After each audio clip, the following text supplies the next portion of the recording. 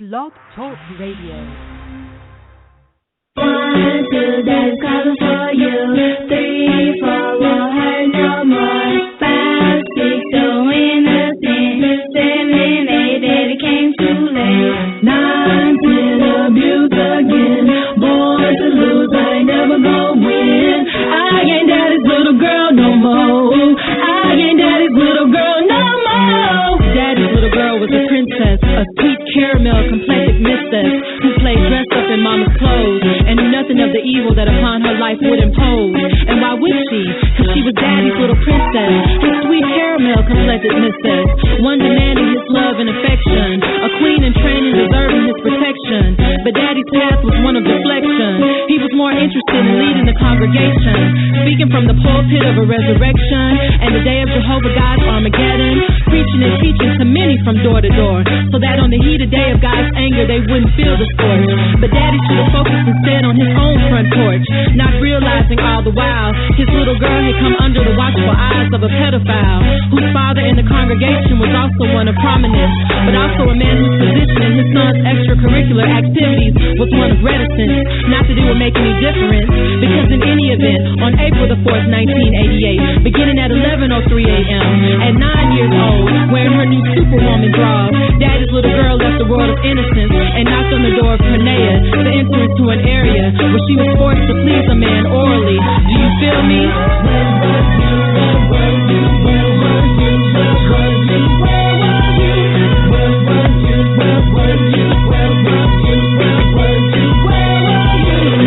Feel the pain of a little girl drenched and drowning in the rain of her world as it comes crashing down.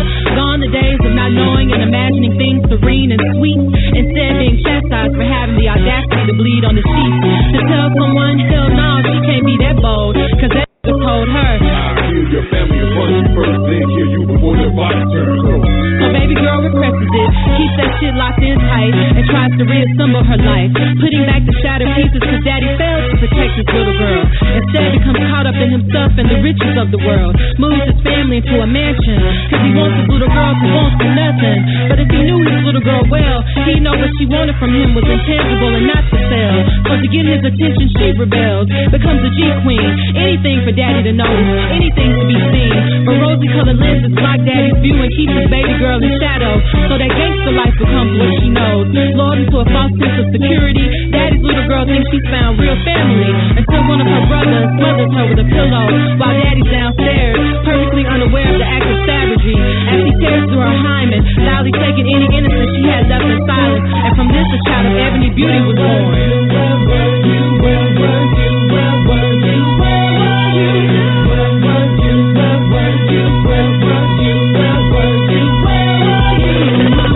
Daddy's little girl's demise is beyond momentary. She looks for love in the passing Tom, Dix, and Harry, but rejection follows their penetration, and her situation becomes one that's grown from mediocre to pitiful.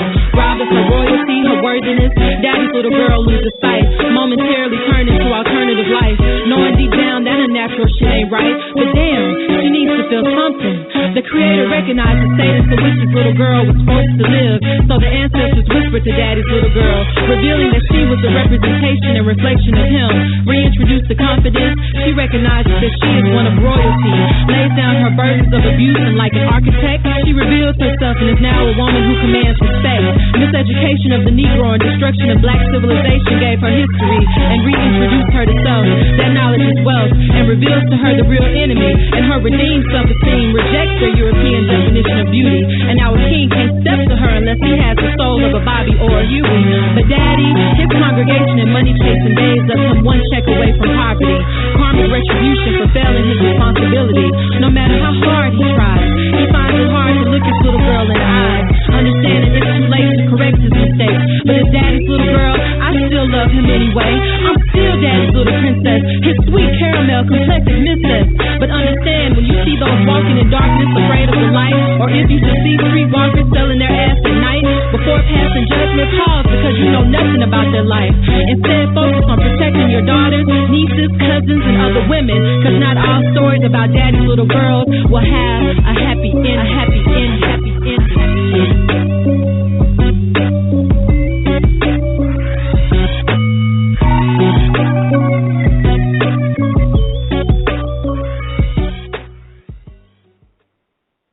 ancestors woke me up this morning.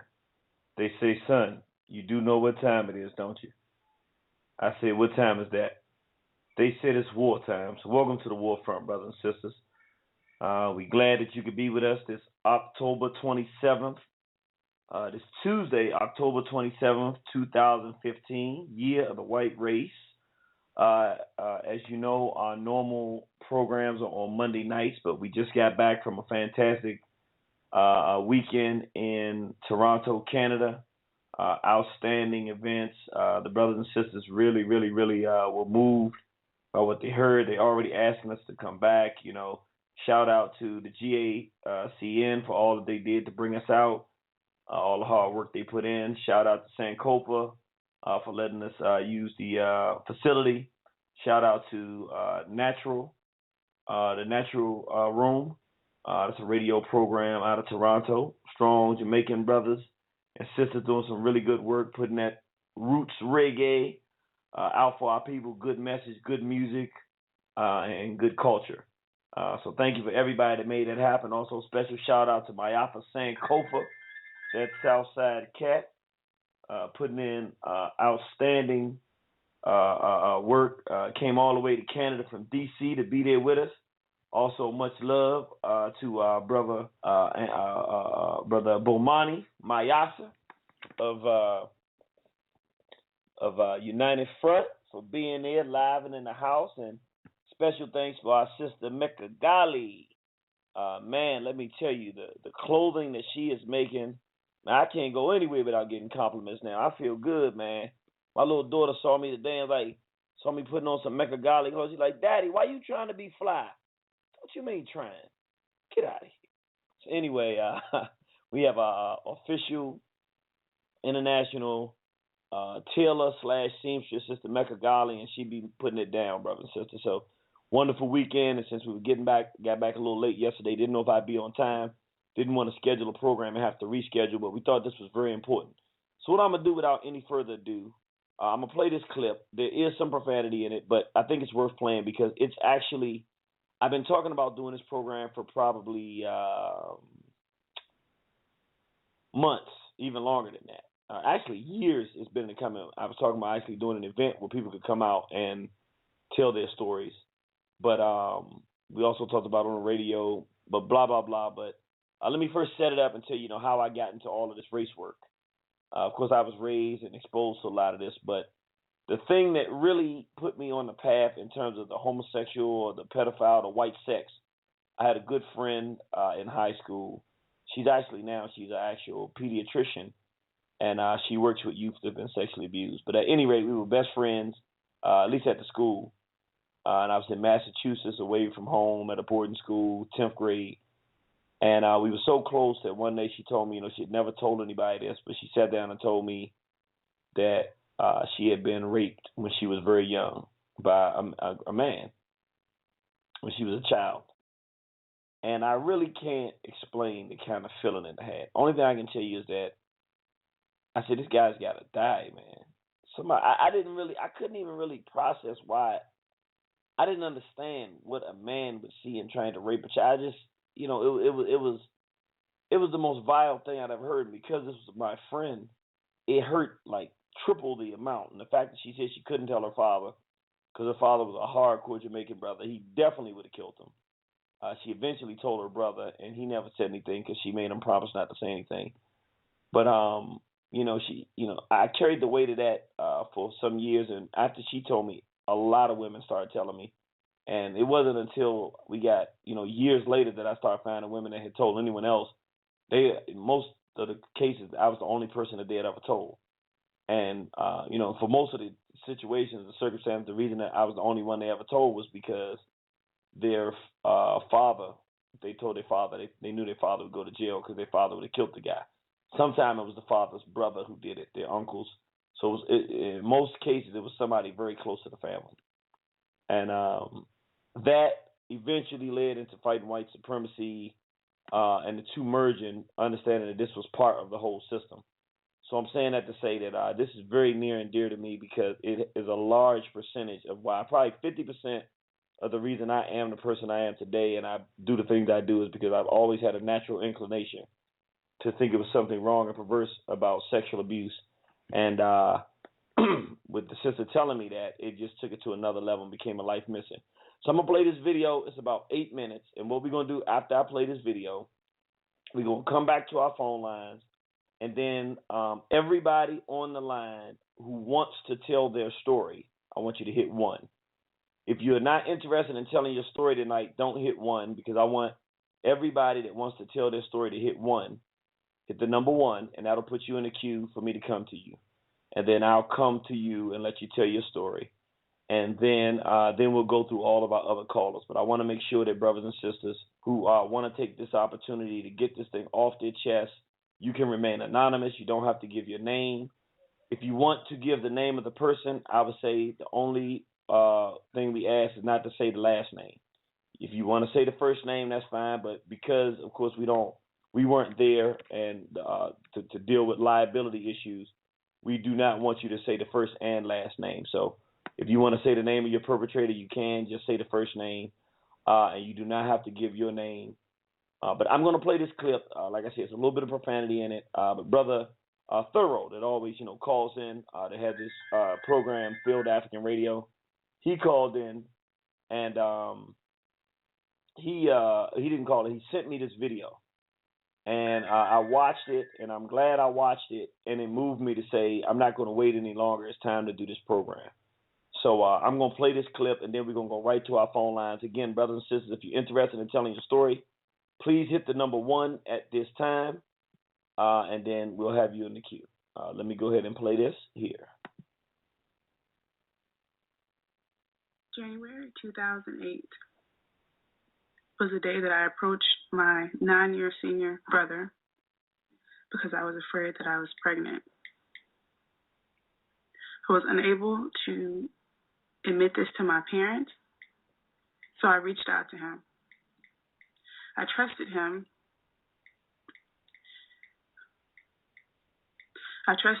And I trusted that he would keep my fear of pregnancy to himself. And I know that I was having sex before I was married prematurely, and I take full responsibility for that. What I do not take full responsibility for is the events that led up to me having premarital sex. And that is me being exposed to sex, oral sex, and ejaculation, starting at the age of 3 to 9. When my mother found out one day after picking me up from school, we went straight to Courtney McMullen's house. They sat there for 3 hours and contrived on how they would keep it from my father, afraid of what he would do and how that would impact the socioeconomic development of my family, specifically my mother and her well-being. So we kept it a secret from my father. He later found out, asked me what I wanted to happen. In that time frame, before he found out, my mother made sure that I kept my mouth shut and that I understood that Jesus loved me. And if I love Jesus, then I'll forgive him and basically forget that it happened and trust and forgive. So that's what I did. And so when my father asked me what I wanted to happen, I said nothing. I said that I forgave him and that it was all over. That was the biggest mistake of my life. Because although I willfully laid down and had teenage sex,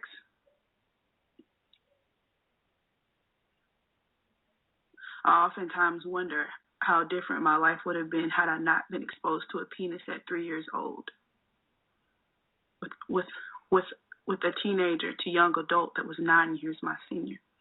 So when I'm 3, he's 13. When I'm 9, he's 19. Now I get it. I get everything that's floating around as far as like women coming up and falsely accusing men for sex or rape. But if you go to 840 Sweeten Forest Cove, Hampton, Georgia right now, and you knock on the door and you ask my parents, did they know what happened? They know how he forced his penis in my throat for years. How he was able to whoop me and beat me because he was the parental figure. They can't lie and say that they didn't. Neither can Courtney Rhodes, her son, my brother, my other brother. None of them can deny it. So yes, when I saw him, when I thought I was pregnant, I reached out to him. I trusted him. In hindsight,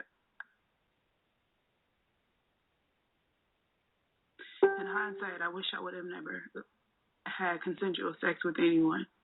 That I would have been able to keep my purity or salvage my purity. You know, because I couldn't, I laid there with him. I took off my panties and I let him get on top of me in silence. And he whispered to me, "It's been a long time." That's what he said to me.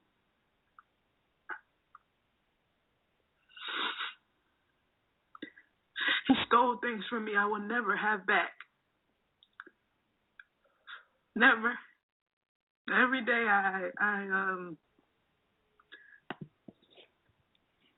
every day I have to live with that. I have to live with never even be given a chance at purity. Every day I have to live with how my parents covered it up.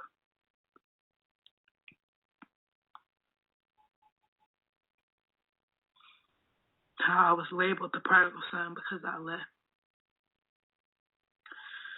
How my mother in 2013 brought me back around. Not to build a relationship, but to probe me about what I would do if my same brother who ended up having a daughter, the mother of his child wanted to seek me out to help him lose custody. She had no intention of wanting to get close to me or wanting to rebuild our relationship. It was then what it was that day, what it is today, which is protecting her son. The only regret that I have is not telling sooner. Because maybe if I would have told, the things that happened at 16 and the things that were in question throughout that custody battle would have never come into play. The only defense that he has, that Philip Daniel Watley has, is my promiscuity and how long it took me to come forward and tell.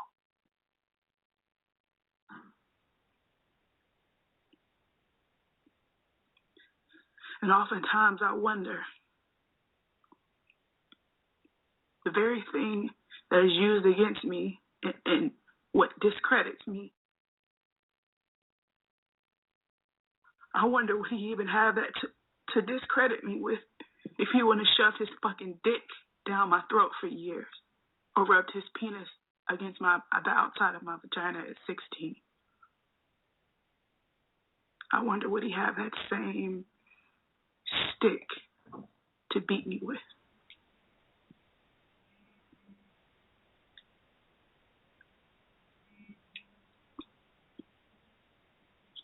Since then, I managed to pick up my life, be solely independent, learn boundaries that I didn't understand as a child and as a younger adult. I'm beginning to love me and to accept me. I didn't ask or deserve any of this. And it's not my fault. None of it is my fault.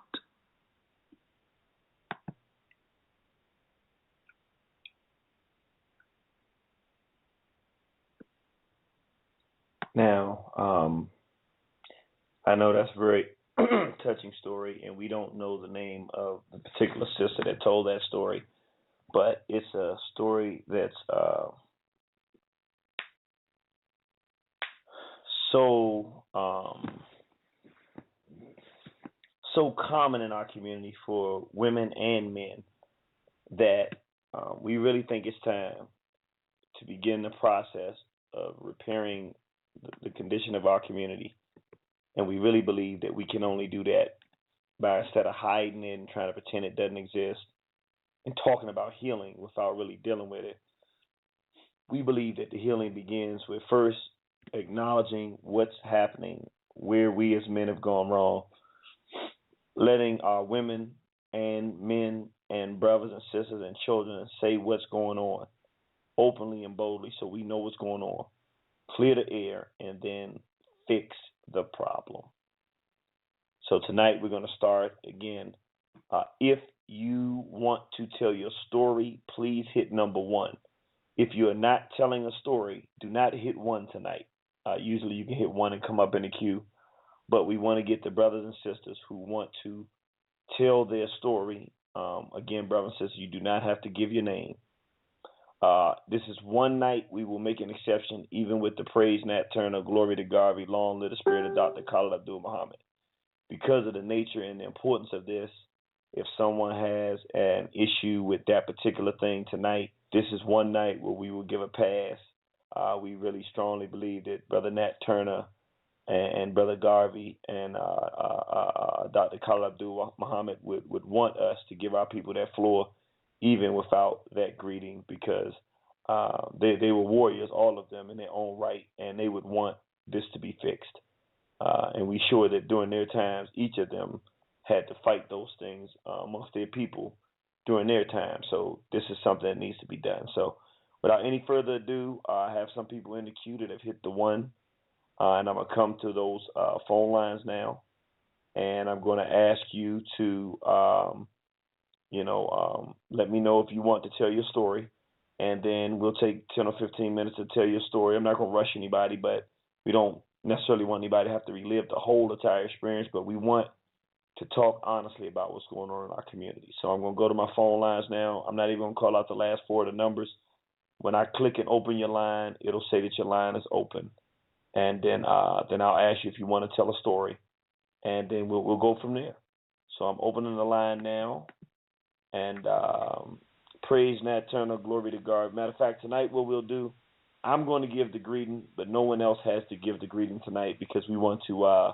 We just want people to feel as comfortable as possible about telling their stories. So I'm going to say praise Nat Turner, glory to God, long live the spirit of Dr. Khalid Abdul Muhammad. And I want to ask my first guest, would you would like to tell your story tonight? Hello? Yes, you're here. Would you like to tell your story tonight? Yes. All right. Well, thank you for calling in, sister. I guess if you could tell us what area of the country that you experienced your tragic situation in. I'm located in the Washington, D.C. area. Okay, and is that the region where the offenses occurred? Yes. Okay. Well, could you start by, and we want to keep everything anonymous, but if you want to say the name, we just say, if you tell the name of someone, just say the first name and not the last name. Could you tell us how old you were and give us a basic description of the events that led to what happened? I was 7 years old, and basically my mom and my dad had got a divorce, and my mom was put in a position where she had to go out and work, and she depended on her brother to watch me and my brother while she was at work. Once we came home from school, basically everyone in their family looked at this particular uncle as not threatful at all, because he was technically supposed to be slow learner. he had a mind of a teenager, and so they looked at him as harmless. And what a lot of people don't understand is people are people, and they still have sexual urges and needs. And so what I found out later was he was molested. And so when he got an opportunity to get us by ourselves, he would send my brother out to play and stuff, but then he would start molesting me. Like the sister on the tape you just played, the first time I ever had a penis in my mouth, I was 7 years old. The first time someone ever tried to penetrate me, I was 7 years old. I was too small, but at the same time, he did rub me, ejaculate on me, and do things that he could do for me, to me. Basically, my message is do not put a face or stereotype who will do these things to your children. It will be anybody. It could be anyone, even people that you deem to be slow. In the back in my day, they called him retarded, whatever. But at the same time, when he got infected with this molestation spirit, then he started to molest everyone else. Just like the woman on the tape, once it was found out that what he was doing, the focus first was to stop him. Let me ask you, how was it found out? Did you tell someone, or did they find out by accident? They found out by accident. My grandmother walked in on us. We were in the living room. He was performing oral sex on me, and she walked in the door. And you were 7, and how old was he? In his early 20s. Oh. Okay. And so how long did it go before your grandmother walked in? Was that still while you were 7, or had it gone on for a while? It went on for a couple of months. It's less than a year, but it was an everyday thing. For instance, like the young lady said, her brother beat her. He didn't beat me, but what he used against me was food. I couldn't eat. I couldn't do anything. I couldn't go out and play. I couldn't do anything until I satisfied him. And out of the result of that, I still struggle with being overweight. I still struggle with dealing with food and getting a balance with that, because he will withhold for me to eat, or I wouldn't eat all day or whatever until he got what he want from me. I couldn't go out and play until he got what he want from me. So that's they use all types of things to manipulate you. When my grandmother came in, he ran, hid in the closet. I'm laying on the couch. I'm a little girl. I don't know to jump up and whatever. She understood what was happening.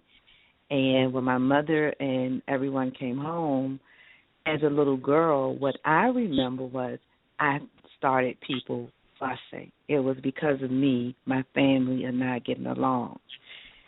Everybody focused on what they were going to do for him and how they were going to protect him. Nobody really understood. In my mind, I did something wrong, and I made my family angry and fuss with each other as a 7-year-old little girl. So it's like the victim is constantly getting victimized. You know, Thanksgiving dinners, different family events, I'm supposed to pretend like this man didn't do what he did to me. I'm supposed to still show him respect. I'm supposed to still serve his plate. I'm supposed to still do the things that I did with the other family members, show him some respect. In my mind, he got no repercussion of what he did to me, you know. So your grandmother didn't punish him. What about your mom? What did she do when she found out that this was her brother, right? Right. My mom, of course, she wanted to fight, whatever, but their thing was, he don't know any better. He's slow. This is he didn't understand exactly all that he was doing. So did they ever take you back after that happened and they caught him that one time? Did they ever take you back and leave you there with him alone again? Never. My mother never took me back and left him alone with me again. But the interesting thing is her sisters and them left their children with him. And so this one man has molested at least 4 generations of people in my family. Wow. So even though they knew what had happened to you, they would leave their children. So they were fully aware of what he did to you, and they left their children there with him. In their mind, they were thinking, we talked to him. He knows not to do it. He won't do it again. And also, one of the things that people need to understand, we use this word molestation. And molestation is the out that people can use, because when somebody say, oh, a little girl was molested, that leaves you to think whatever. And most people don't want to think about the horrible things. Mm. So a lot of people don't understand that they need to say, oh, no, he sodomized a young boy. Oh, no, he put his penis in her mouth. Or, no, he raped her. He penetrated her. See, once you get graphic with it, it registers. The word molestation give people an out. Most people don't want to deal with this. So it really does not register all the horrible things that takes place. And I do believe that my aunt and them really did not understand. But now they do. I have family members that he has molested, has been on drugs. I have a cousin now that's been on drugs for over 15 years. She's incarcerated. She's had 6 children, never left all 6 of them at the hospital. All the fathers or grandparents had to come and get those children. You know, these are the things that happen because of people not taking this very serious. Some people make it through. Myself, I've gone through many types of therapy. I've gone to Dr. Cress Welsing. I've gone to another lady. Her name is Olivia. I believe Octavia Jones is in Forestville, Maryland. I've gone to people to get therapy and understand what happened. We think that it goes away. It doesn't. It affects everything in our life. I was a teenage mom. I didn't finish college because I got pregnant in college. All these things, like the young lady on the tape said, I wonder if all these things would have been different if somebody would have just told me it wasn't my fault. I spent many of my years as in elementary school and in high school feeling like something is wrong with me, feeling like I'm dirty, feeling like, you know, I shouldn't live. I've had many times of thinking of suicide because I just want this pain to stop that I can't explain. I can't explain why I got this pain because now I'm 15 and I don't understand, and everybody's telling me that's old stuff and why are you still thinking about it, and I don't understand why I can't let it go.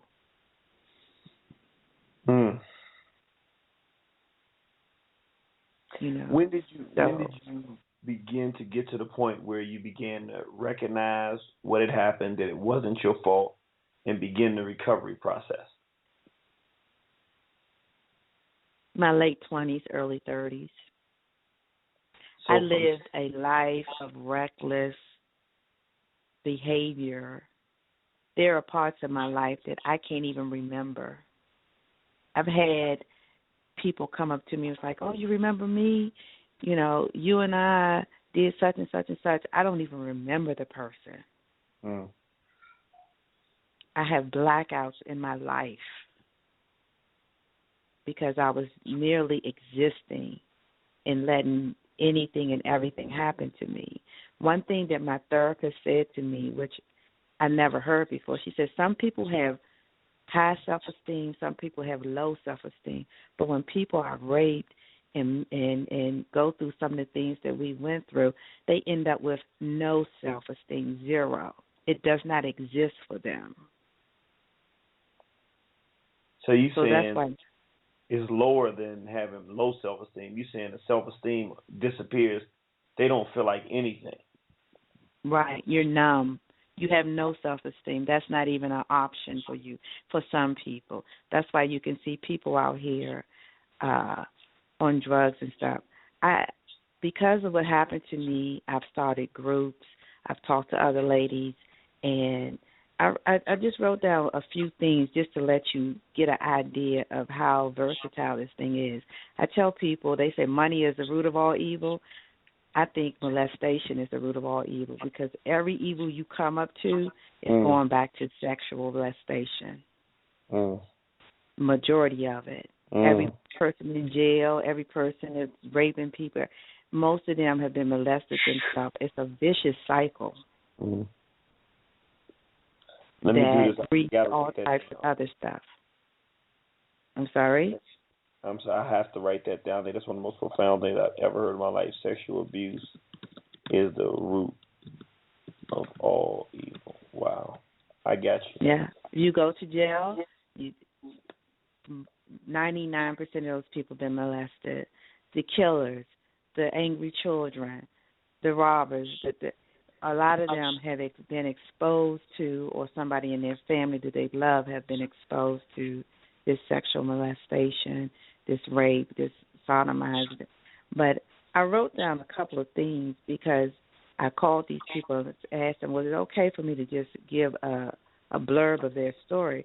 I have one sister, her babysitter, who was a woman, molested her, started having oral sex on her. She went to her mother and told her mother she was about 12, 13. Her mother took her to a therapist. The therapist was a man who ended up molesting her too. She had a baby by the therapist.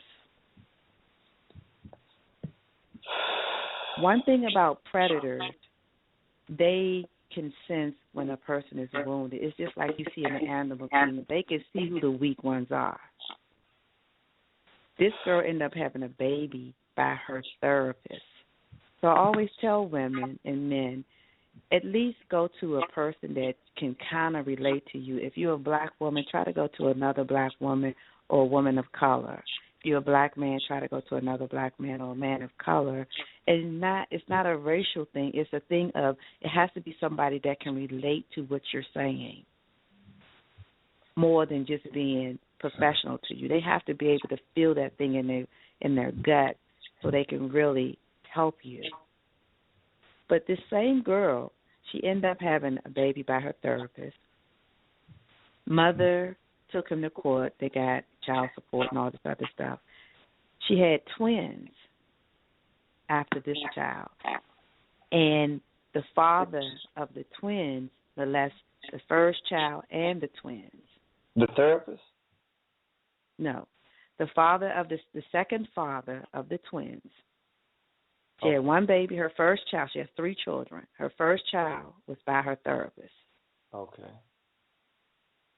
Then she had twins by another man who ended up molesting all 3 of the girls. So the mama, she's bisexual. The oldest girl is straight up lesbian. The second twin, one twin is bisexual, and the twin that's not bisexual, she's very sexual hyper. This is what happened. It destroys the whole family. And it becomes a vicious cycle. Another sister, she was molested at 5, she was raped at 12, and she was raped at 17. She said she decided no man was going to rape her again. She ended up running away, ended up being a prostitute. She was so good at being a prostitute, she became a pimp. She was so good at being a pimp that the male pimp got angry with her and shot her in her head. She was in a coma for a year. She took care of her family when she was a pimp, made sure they were paid, their mortgages paid, everything. When she came out of therapy and out of her coma, said nobody came and got her. Nobody came and got her. Nobody came and seen her. So when she got herself together, of course, she cut her family off. But my point is this. People are okay with people making money like this. You know, they okay. Nobody's thinking, why is this girl prostituting at 17? We got to become more sensitive of why people are doing stuff. There's no little girl growing up say, I want to be a prostitute. Something happened to them. I used to work for a shelter. There was a little boy, 12 years old. He was sodomized as a little boy. He became a predator. Yes, children are predators too. At 12 years old, he could not be in any foster home with a child younger than him because he had already sodomized 5 little boys.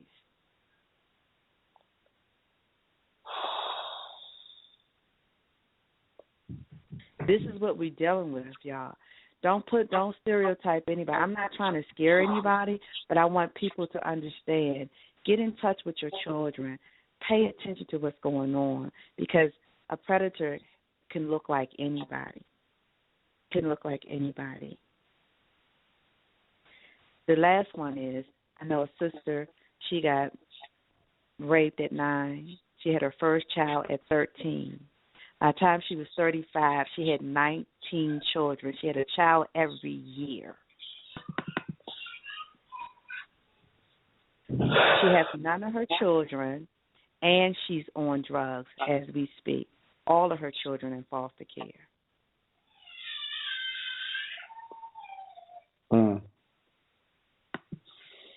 Well, one, I'd like to say I really, really appreciate this has been very, I guess the word powerful or moving. But I would like you, before you go, because it sounds like you have a very strong grasp of the problem, could you, when in leaving, give the advice you would give to brothers and sisters, to people, to the brothers and sisters who've been sexually abused? What advice can you give them? And to parents who have children of all ages and both genders, what they can do to protect their children? Well, to the parents, as a child that was molested, it would have helped me tremendously if they would have talked to me. You have to tell your children that they didn't do anything wrong. You have to tell your children that you still love them and you love them even more. You have to really pour your feelings inside of your children as far as building them back up. They have just been stripped, and it's not going to happen overnight. Do not let your own feelings take over. A lot of times parents can't deal with it because they think they dropped the ball. You did not drop the ball. If you trust somebody and they violated your trust, you are a victim just like your child. But you got to be the parent and say to your child, you didn't do anything wrong. I still love you. There's nothing wrong with you. If you need to take them to therapy, take them to therapy. But once again, do not take a black child to a white therapist. Take your child to a black therapist or a therapist of color so that child can recognize themselves inside of that person. Let your children know. Report these people who are doing these things to these children. Go to the law. If you decide you're not going to go to the law, tell your family members exactly what this person is capable of so that that person will not hurt 3 and 4 generations. Do not think because they record that they stop. It is a sickness for some people. So, in closing, could you tell any advice you have for a person that's been sexually abused, what they can do to maybe help ease the pain and get their lives back together? For me, I went to therapy. I started groups. I talked about it. The main thing about molestation and rape is silence. I had to put my story out there. No, I didn't tell every and anybody. Now I do because I'm free. But in the beginning, I had to start a group or get in groups that get support and talk about it and be around other people like me so I can get it in my head that I wasn't an isolated incident, and also hear what other people did to help themselves. You know, talk to people, go to therapy. I also confronted the person who molested me. Now, how that looked to you is how that looked to you. Me personally, I took him to a park, and I told him, listen, this is what you did to me, and this is how it affected me. And I explained to him, it doesn't stop when you stop. I'm still dealing with this.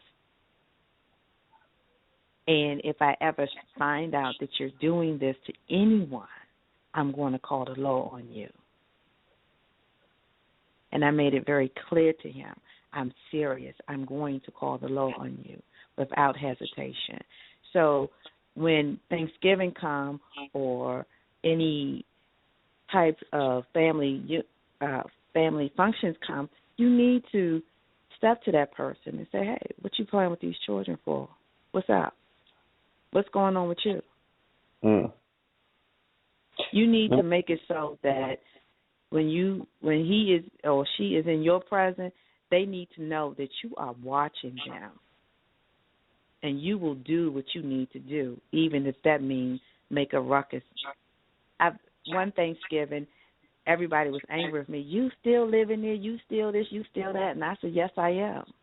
And I told him, go to your room and don't come back down unless you want to come and get something to eat. But other than that, don't let me see you around these children because it's going to be a problem. So let me ask you this last question, and I'm going to let you go. I really appreciate this. When you were on that park bench and he told you he'd been molested, was it a man or a woman that molested him? He did not tell me. One minute he said, no, he wasn't molested. Next minute he said, yes, he did. But because I've been around so many people who have been molested and started groups and support groups helping people with it, I can tell that he was. Okay. And I'm almost positive it was a man because of the level of what he was doing with me. Lets me know. And then I did find out he actually has sodomized a female cousin. So I know that's a part of his history. Okay. All right. Well, sister, we really, really, really appreciate you sharing that with us. And I want you to keep doing well and keep helping people and keep being strong and keep flying high. Absolutely, and you keep doing what you're doing, brother. I appreciate you even talking about this because most people, they want to put it under the rug. It's too painful, but it's just, the thing is, we got to do something. So you keep doing what you're doing. All right, sister. Hotep. All right, Hotep. Man, I'm glad we're doing this program. It's not an easy one to do, but this is really, really important and critical. I think I'm glad that was the first call because I think it set a good precedent that I think anybody listening now can know that we have to do this kind of programming, and it can't just be one program. And I'm going to recount one thing the sister said, then I'm going to go to my next call, 2922. Sister said something, and I just changed it a little bit, but I think that this really is going to be a tagline of War on the Horizon whenever we're talking about this. Because I agree with her wholeheartedly, but I never thought of the idea of putting it in a simplistic most simplistic terms in terms of a statement, but I know what she said to be true. Sexual abuse is the root of all social dysfunction in the black community. I'm going to say that again. We're not talking about racism, white supremacy, which we know is what led to us having the sexual abuse, but we're talking about within the confines of our own community. That's why I say social dysfunction. Sexual abuse is at the root of all internal social dysfunction in the black community. So whatever else you see going on and going wrong, if we do not deal with that, we're just putting out constant fires that we're going to always be putting out and not getting any movement and any positive impact. We've got to put out the fire of chronic sexual abuse in the black world community. Let's go to our phone at 2922, and I'll say the greeting, and then you can come in. We don't have to say the greeting tonight if you're not, if you don't want to say the greeting, and you don't have to, we can just go right into the conversation. But I will say it. Praise Nat Turner, glory to Garvey, long live the spirit of Dr. Khalid Abdul Muhammad. 2922, you're live on the air. How you doing, sister? Hello. How you doing, sister? How you doing? I'm okay, Jeannie. Well, I would like to say, I come from the what you call the preacher family, the perfect family, and I would like to let everyone know. By the way, my name is Cindy from Milwaukee, Wisconsin, and I was molested as a child, me and my brother. I was molested from the age 6 to the age 10. And people in our church looked at us like we were just so Christian, but they did not know at night what goes on at home at that pastor's house. Pastor, he greeted everybody, he smiled, he had fancy suits. But at nighttime, I better not lock my door. If I lock my door, I get the mess beat out of me. I was scared of sleeping. I was scared of being alone with this man. His name is John. He is in Detroit, Michigan.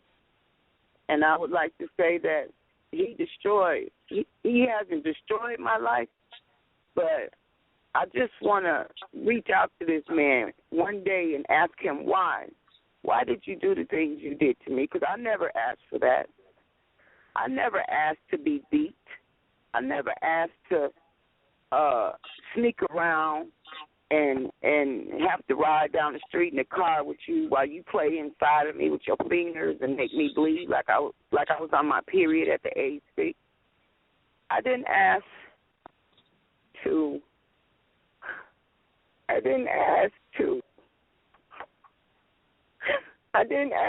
for you to even touch me. I didn't ask to have mental problems, which I feel I have today. I'm scared of letting my children go out in the street. My children are the only children in my whole family that's still virgin because I'm afraid of letting them out because of what this man did to me. We used to come home from church on Saturday, and we could not eat pork. We could only eat chicken and, vegetarian food. And it was like we had an apartment where the wash machine was like next to the sink. And I still today can't understand why my mom, when she would come in the kitchen, didn't ask him, what are you doing between our daughter's legs? Because all along when she was coming right past him, washing a pot out or something, he was trying to stick himself inside of me, and he was like 10 inches. You don't need to tell all that. And I was just a little girl. I was 6. And every time he came in my room, it's like he had to play with me. He had to play in me, and I was getting sore and sore and sore and sore. And I used to tell my mom, and every time I did, she would be like, okay, I'm gonna talk to him. She always talked to him. She stayed with him from the age 6 to I turned 10. He beat me so bad that when my brother woke up, I would sit on the couch. He would be on the couch playing inside me. My brother be at the other end. If my brother wake up, he start beating on my brother and make my brother go to bed. One day, they had went grocery shopping and left us in the apartment next door. Somebody took a glass cutter and made a circle and stole all his equipment out the house. And he put my brother's head in the circle and beat it my brother and said that my brother had something to do with it. My mother never said nothing about it. Then one time, I had told my mom, I said, this is the night that he's going to try to put it in me all the way. And she said, well, I'm going to catch him. So he sent my brother to bed. He sent me to bed. Then he told me when to go downstairs. I went downstairs. He went in the bathroom downstairs. My mom snuck downstairs, hid under the pool table. Watched him pull his pants down as I was laying on the couch. Watched him pull his thing out to get ready to get on top of me. And then she jumped from under the pool table and ran behind him and started beating him. And do you know she stayed with him? She stayed with him for that. Even though he got caught doing it, getting ready to do it, she still stayed with him. And I got whooped even worse. Said I was fast. I was skinny as a broomstick. He made me and my brother. Whoop each other with 11 switches tied together. And if we didn't whoop each other hard enough, he was going to take over.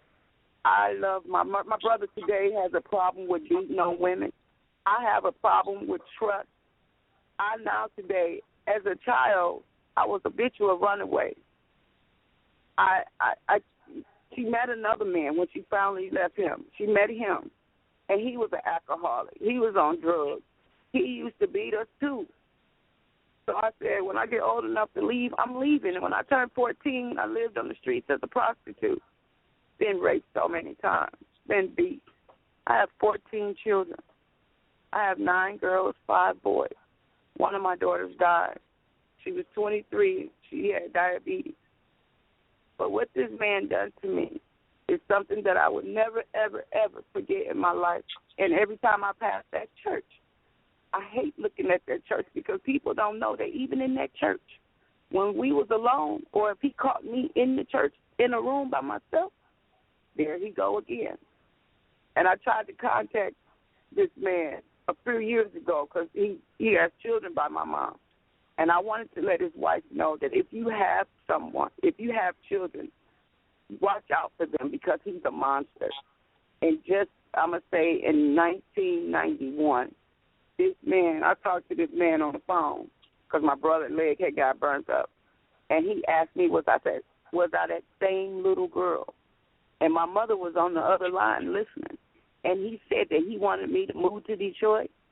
He wanted to marry me. And my mother was listening to this, and she didn't say anything about it.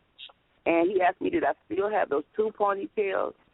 And I said, yes, Daddy. But all along, I was getting money from this man. But I'm going to tell you something. This man has done something very terrible. This man has taken something from me that I can't even explain. I can still hear the doorknobs turning at night. I can still see him over my bed. I still think about the times when I had to hit my brother, and I didn't want to hit my brother. I didn't want to hit my brother because I love my brother. And right now today, me and my brother are so close. And then in 2009, my brother told me that he was molested, and I didn't even know that. I thought he just was beat. But he was molested. And this man is still out there. This man is still out there. So he molested this same preacher molested your brother. Yes, sir. Yes, sir. Was it repeated, or was it a one time, or he was continually raping him as well? It was repeated. But he never told me. He never told me until 2009. He told my husband, but he never told me in the letter that he had, my husband was writing for him. But then one time when I was in Tennessee, And my daughter that's deceased, she had a friend, and her friend brother was real tight on her. That's the way John used to be on me. He used to be real tight. He didn't want me going nowhere. He wanted the preacher. He didn't want me staying at nobody's house. And that little girl in Tennessee, I asked her, I said, Felicia, I said, have anybody down there done have your brother ever touched you? She said, no. She was 9 years old. She said, no. She said, if he did that, I would tell somebody. I promise you. A half hour later, this little girl came back to me and she said, Miss Cindy, she said, I didn't want to be like that. I said, be like what? Find out she was 9 years old, and her grown brother, he's grown, like in his 30s. He was having sex with her, eating her out. Found out he was having sex with his own mother. And when that girl turned 18 years old, I seen her at the post office in the little country town of Brighton, Tennessee. She said, thank you, Miss Cindy. I said, thank you for what? She said, because you saved my life. Yep. She said, thank you because you saved my life. But and then I got a sister, her baby daddy had molested his child. His child. And my brother shot him, but he got away with it. But anyway, I just want everybody to know that it hurts. It hurts like me. It hurts. And it hurt. It builds up. It builds up. What can I say? A lot of resentment. A lot of times, sometimes I get into it with my husband. I love my husband. And I know my husband not doing nothing, but sometimes my mind says he is. And I try to take counseling for that. But I'm scared. I'm really scared. And it's like, this man is out here walking. He got away with what he did to me. And now that I know who I am, I'm mad. I'm very mad. And I just want to do something to this man because he hurt me as a child. He took all my childhood away from me. He took my teenage days. I could have been at home with my mama, but my mama loved that man more than she loved her children. It is still hurts to death. She never told me she's hurt. She never told me she's hurt. And I know she knew. I know she knew.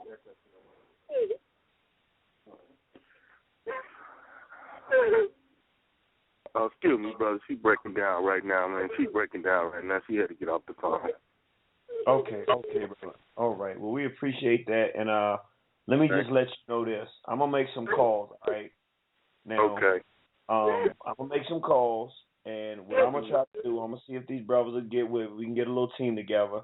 And if she wants to go and talk to this man and confront him face to face, y'all find where he stays. If I can get the brothers to agree, we're going to come there with you and go there, and we'll all go and she can confront the man and confront. Okay. She at least is owed that, and I'm going to see if I can put a team together. So let's stay in touch, okay? Okay, thank you, brother. Yes, sir. Thank you.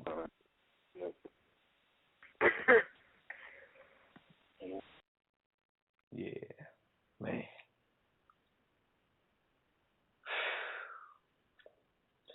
All right. I'm gonna go to my next call. It's an anonymous call, and we're gonna bring you on, and then I'm going to another call. I won't say the digits tonight. I'm going to an anonymous call, and again I'll say the greeting, and then you can come on and then tell your story. Praise Nat Turner, glory to Garvey. Long live the spirit of Dr. Khalid Abdul Muhammad. Praise Nat Turner, glory to Garvey, long live the spirit of Dr. Khalid Abdul Muhammad. What's going on, bro? How you doing, my brother? Pretty good, pretty good. Yeah, I got a couple of stories. One involved me. This happened in Jersey City. Me and my brother, we used to take the bus to school together. And I was about 4 or 5. My brother was about 8 or 9. And the way the school was, we took the public transportation. So it let us off on this block called Montgomery, which was a main street, and then the next street was, not Montgomery, Monticello. The next street was Bergen. So we had to walk up a side block to go from Monticello to Bergen to go to the school. So me and my brother, like I said, I'm 4 or 5, my brother's 8 and 9, we walking up the block, and this kid, this broad daylight, mind you, in the morning, this kid comes up to us, thing out, and says, "Give me a quarter or suck my D." You know what I'm saying? So I'm shook. I know my brother's shook, and what happened was, I don't even know how long the situation happened, but we happened to see this teacher driving up the block, this Puerto Rican lady. I don't remember her name. I know she's Puerto Rican. We yelled her name, and then the dude just took off running. You know what I'm saying? So had that lady not been driving up the block, you know what I'm saying, I don't know what would have happened. You know what I'm saying? Because I'm 4 or 5, my brother 8 and 9. This kid is he's probably 15, 16. So, it ain't really, wins. And I was scared crazy. You know what I'm saying? Right. I mean, that's a giant at that age. Yeah, exactly. So, I mean, after that, my mother, that was one of the reasons why we moved out of the city, because of that situation. And then another story is, it's a friend of mine, and this is a crazy story. She, I ain't gonna say I know the girl, but she's a friend of mine, and she was raped by her father, her mother by her mother's father. So I know the girl. I know her story and everything. So I'm gonna try to keep this story as clean as I can. But so one of my friends, he's like a photographer. So he tells me, he's like, yeah, I'm doing a photo shoot with this girl. She used to be an adult entertainer. So I'm like, all right, I want to see what she looked like. And then when you said adult entertainer, pornography. Exactly, yeah. I try to keep it clean. I don't know who's listening. Yeah, yeah. So I go on this web. I like Google. He tells me her name. I'll Google her name. So I look. I go on this site, adult entertainment website, whatever. So I go on the site, and I'm trying to find, because if you ever go on those sites, there's like mad videos, mad pictures and names. So I'm scrolling through, and I'm looking for this girl's name, and I see a familiar face. And so I'm like, that's not who I think it is. So I click on the video, and then I see it's with these white boys, and I'm not even gonna say the name of the site, but it's like one of those sites where it's like interracial stuff, and they just do like Confederate flag type stuff and all that. Okay. So long story short is, I see the girl, and she's in the porn. You know what I'm saying? And it messed me up for 3 days. You know what I'm saying? I was like, yo, and the thing is, she's still cool with her pops now. They live in the same city and stuff like that, and it's it's like nothing happened. And I called up and asked her about it, and then she acted like she knew what I was talking about. Then she went home. She was acting like she was looking at the video. She was like, oh, yeah, that do look like me. But, she didn't want to talk about it. She was probably embarrassed or whatever, but, you know what I'm saying? It was crazy, just to see, somebody like that, and then their history, and then the same thing their moms went through it, how it's generational. You know what I'm saying? I don't know. It's crazy. And then one other story is another friend of mine. Her nephew was going to school, and I don't know how old the boy was. He might have been 5 or 6 or something. And he's in the bathroom, and this dirty white boy comes in there and rapes the boy. They raped the boy in the bathroom. And basically the school didn't do nothing about it. And, this is crazy. This is crazy stuff happening. You know what I'm saying? Man. Wow. All right. Well, man, bro, I really appreciate you sharing that story. That's wow, man. I mean, this stuff is so pervasive, and I think tonight is the beginning of the process of stopping it, because if we don't discuss it and be honest about how pervasive it is, then we don't feel the responsibility as black men to do anything about it. And I think that's what we're doing now. We're putting the responsibility on the table, allowing our women and brothers to say, hey, this is what happened to me. It's wrong. We got to do something about this and stop this. And I think this is really important because there's a lot of people out there whose spirits and hearts are struggling right now because of what they've gone through.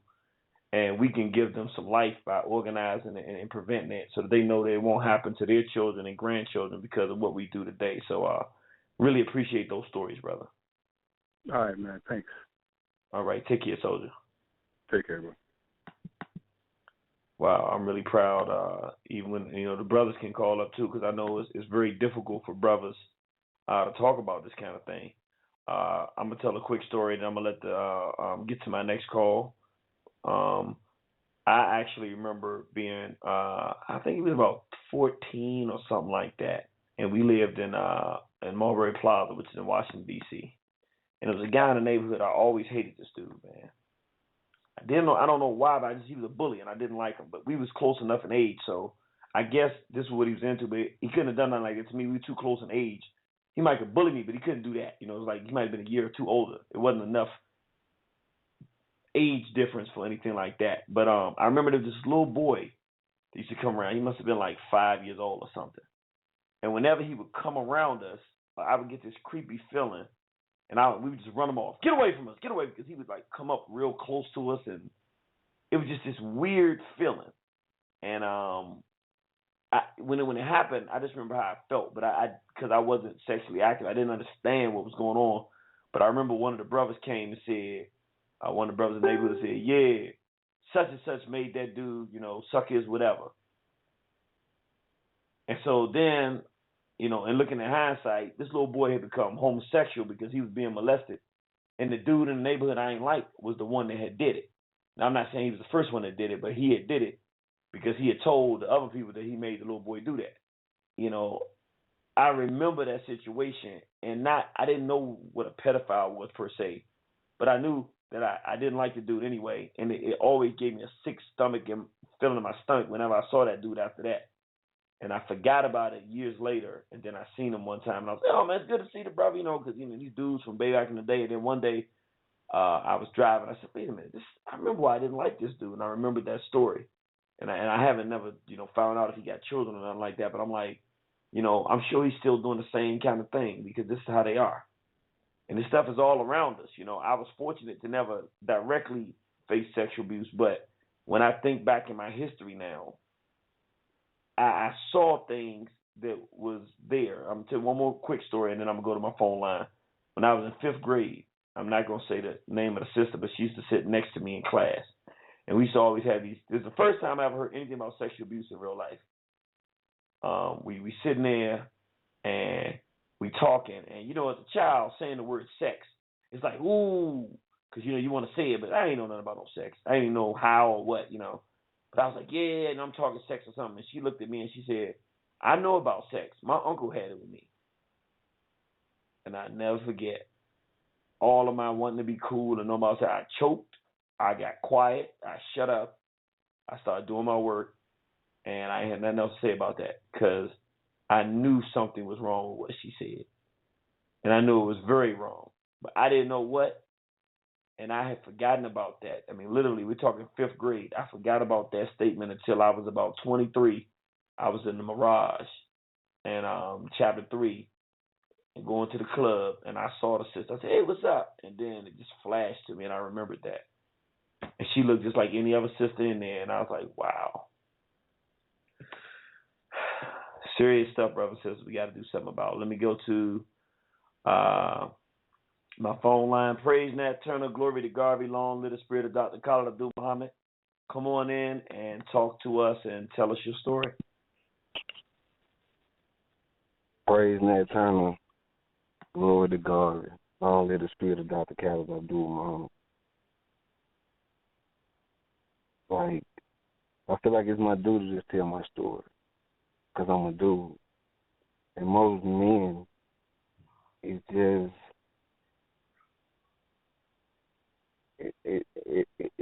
it's something that's hard for you to deal with, to understand how this happened to you, but nothing happened to them. Sexual abuse is a disease that infected my whole family, and I come from 5 siblings, 3 girls, 2 boys. before it even got to me, it happened to my sister, my older sister, my father. When they was overseas in the military, he was in Germany. For whatever reason, that's when it began. So my mama trying to tell the military, look, this was going on in my house. You know what I'm saying? Like, but he just trying to keep his kids. At this point in time, it was like just my big sister and my big brother. I wasn't born yet. So this big hoopla go on. They just send him away. They just send him back home. We from Mississippi. So when they get back home, my mama from like, you gotta understand the need for action in down south Confederate country, period. Because like it's a lot go on that people just don't talk about, won't speak on, because that's the way of life here. You know what I'm saying? Anyway, so my mama, like, I say that because, you know, she ain't just the most educated person in the world. That she graduated from high school years, things like that. You know, she okay, but coming from where we from, it just ain't enough, especially with the load she carrying. Plus now she pregnant with me. So I'm speeding this story up, you know what I'm saying? She ended up still with him, you know what I'm saying? Like, they still together. Do this still go on? I'm not sure because, like I say, I'm not even born yet. How this affects me is because when I was like maybe, like the way I remember is grades, like age grades and whatever. So I was probably first, second grade maybe. My incident go down, but my dad gone now. So my dad didn't do it.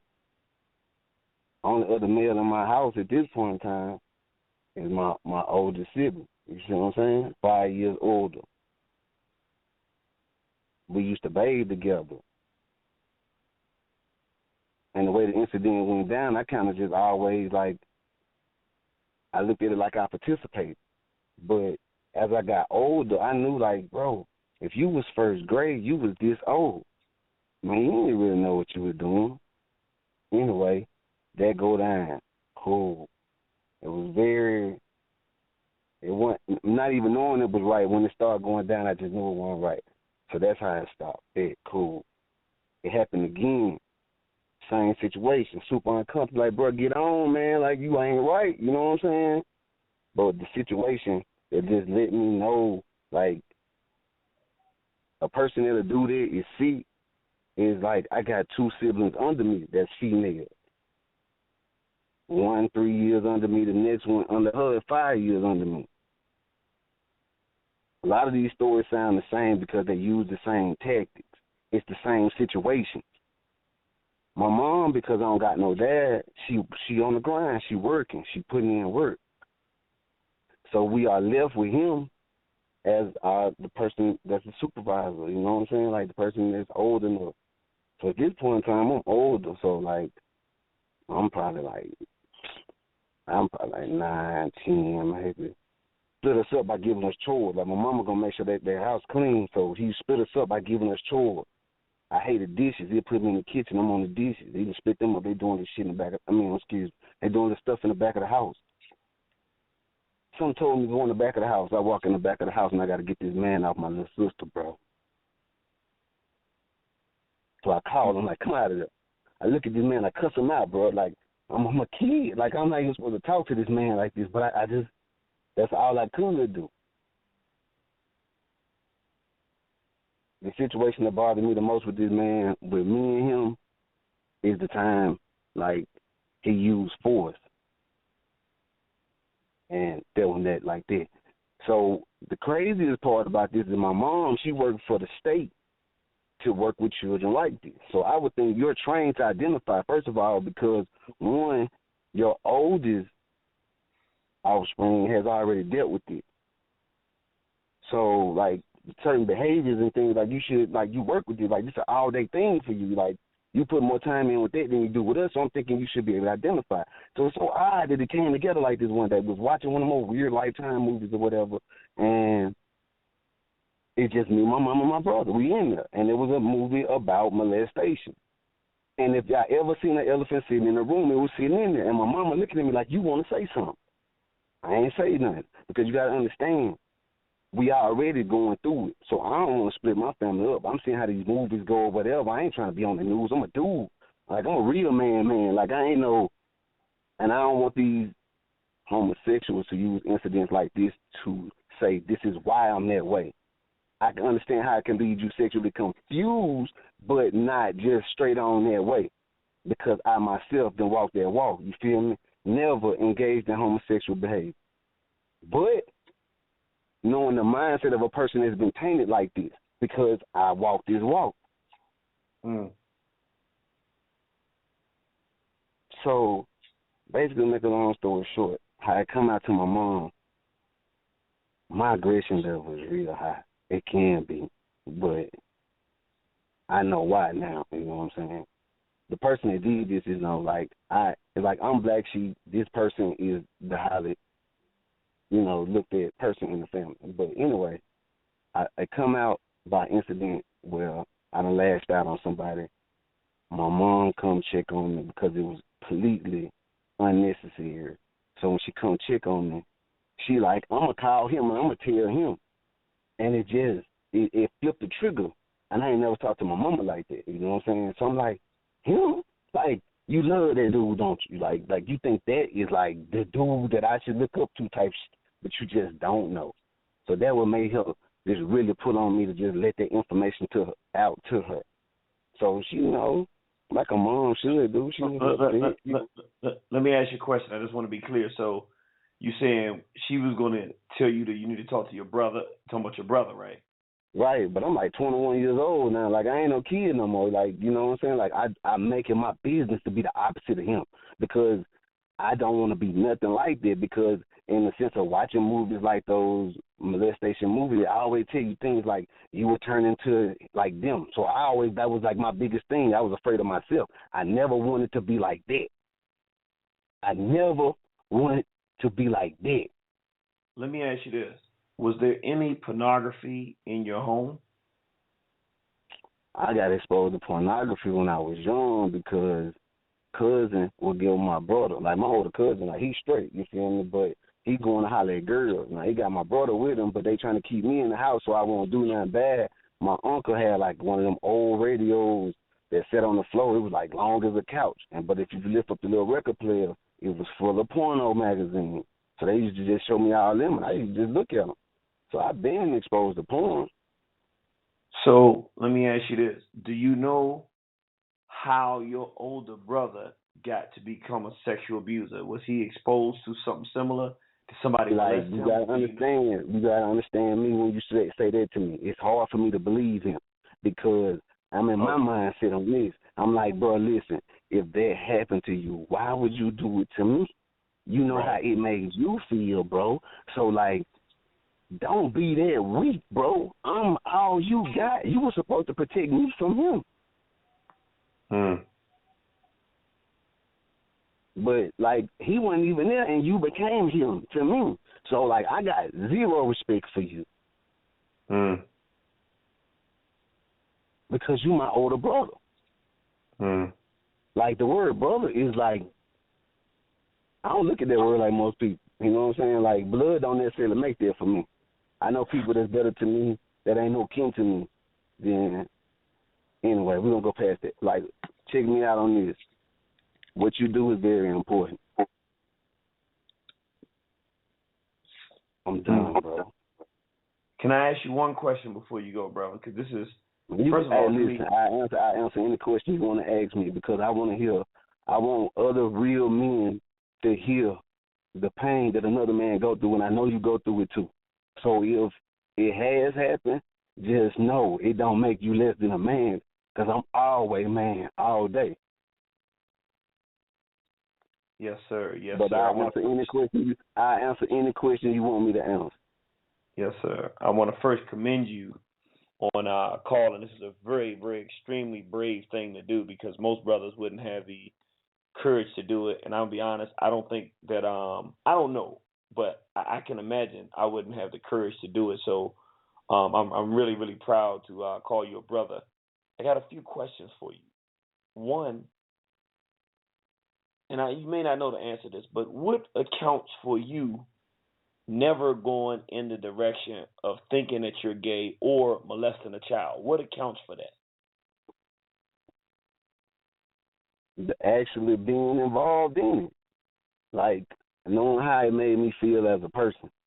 You know what I'm saying? Like, can I say, and my mind has a weird, like, off-the-wall thought rattle? I can't say that ain't never happened to me. Toward a child, never, because I look at a child as straight innocent. Anybody that will harm a child, period, bro, like, this person is evil. Something's wrong with them. They are retarded. Something don't work properly in their mind because that's a child.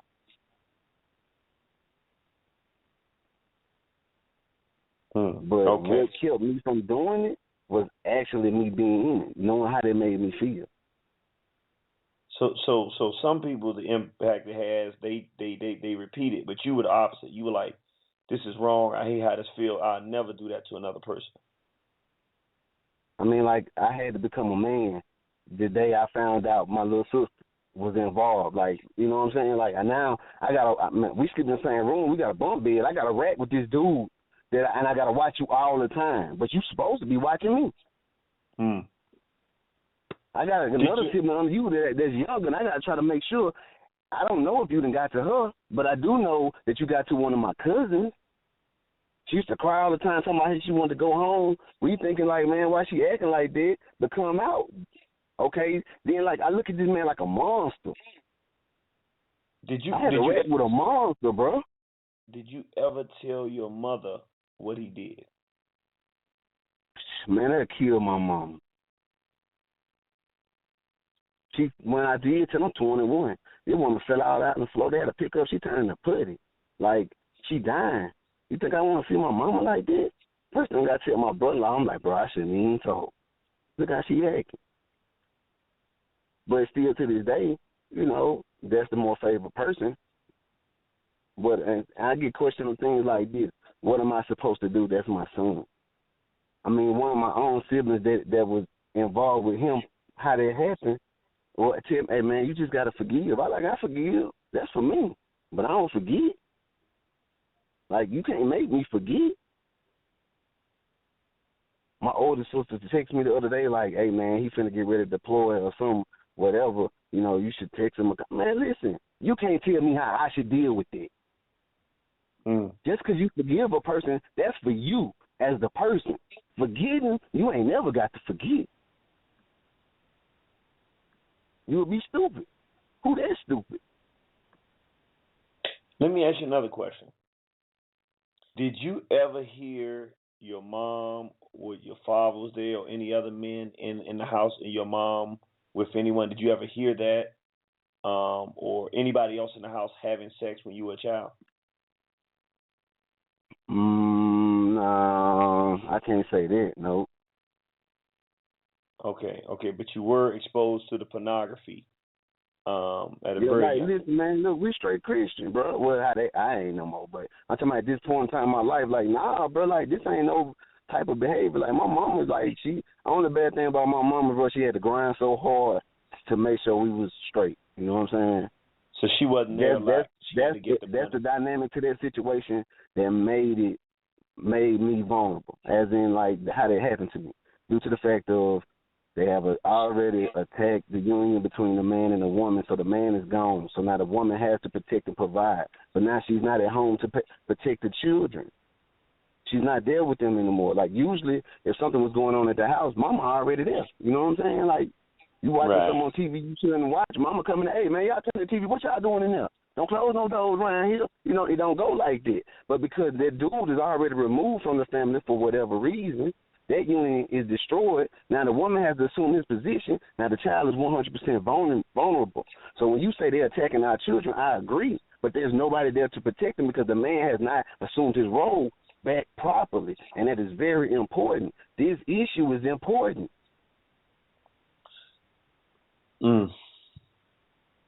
Your little sister that you helped protect, are y'all still close now? Yeah.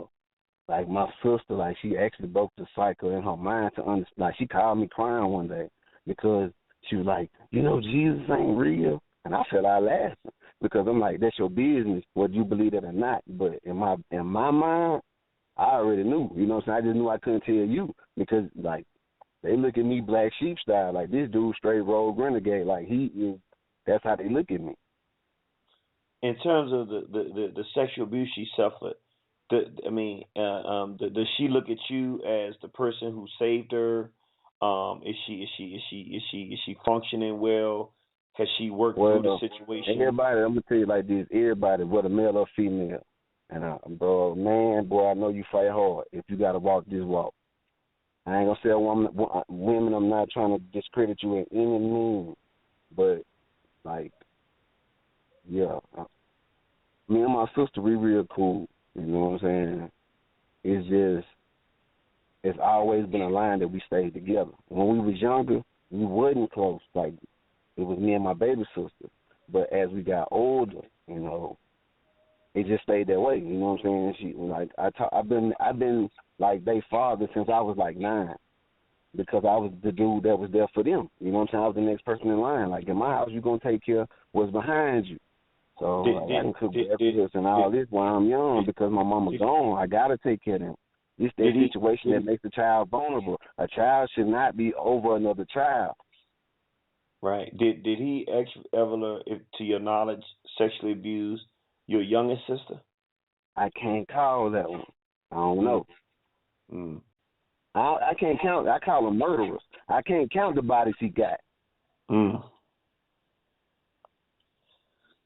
And if the number ever really came out, bro, like, I mean, I would slaughter the man myself, but I know how they would affect my family. See, because it happened so close, that's the dynamic that throws the whole cycle off. Because I guess if it happened by somebody that you really didn't know, it wouldn't cost you nothing to go and whack it. You know what I'm saying? Just don't get rid of them, because you wouldn't care, because that ain't no part of you. But by that being something so close, even myself, I protected, I could have told. So I even participated in this madness this man got going on. So by me not telling that, that's how he got his next body. You think I don't think about that as an adult now? These are thoughts that go through my head every day at some period of my day. A child can walk past me with another man. I'm going to evaluate that situation like, man, look, is he looking like he could be one of these murderers?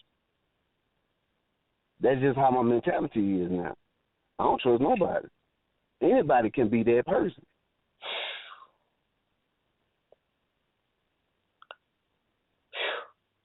Well, is there anything you want to say to the brothers and sisters that are listening in terms of advice you want to give them before we wrap up? I'm going to tell you, everybody tell somebody. But don't be no fool. You need to come to somebody who can really help you. I don't know who that is. I mean, like, I help myself. Yeah, I know everybody ain't going to be able to do that. So, like, any outlet that you can find in a positive sense, yeah, do that. Well, brother, I'm like I say, I'm humbled, brother. This I took a heck of courage and strength and character to come to the table with this discussion, brother. And honestly, I think it's been very important and timely. Both of the sisters' stories, you know, cracked the heart. Then the brother came in, told his story, and now you're doing it. And I think it really helps balance the discussion so that we can realize, as men, we're not doing our job in protecting our children because they're under siege. And all of us have got to do a better job. So I really appreciate you, brother. And if we do another program like this again, I'm going to ask you, to call in and help us with it, just because the experience you have, having fought it off and made decisions, can be very useful to some brothers and sisters out there who are looking for their way to work through this situation and find a way out of this madness and to some sanity. So we appreciate you, brother, and we definitely see you on the battlefield. Be before that. Be before that. Man, this is a really, really important program, and I please forgive me, brothers and sisters, if I'm not my normal. I don't want to say chipper. That sounds a little gay, but the normal irritated genie. But this is a issue that I'm sure if there are brothers and sisters out there that are listening, who never really realized the magnitude of the problem and are listening tonight, then you probably get a sense of feeling the person that I am. Like, I found this out when I'm a teenager, 15, and I'm getting these type of stories. And it started to impact me probably how you feel right now. I started to feel that way, but it never turned off. Because after 15, every month or so, I was meeting a woman, and something about me, they was telling me what had happened. And it wasn't until I really started doing the lectures. So if I was 15, that was in the 80s, like 88, 89. It wasn't until about 97, 98, that really about 2000 when the brothers started coming in big numbers. Brother after brother after brother started telling me stuff, and I go, man, I didn't know it was like this. So once you realize the problem, it does compel you to really want to do something about it.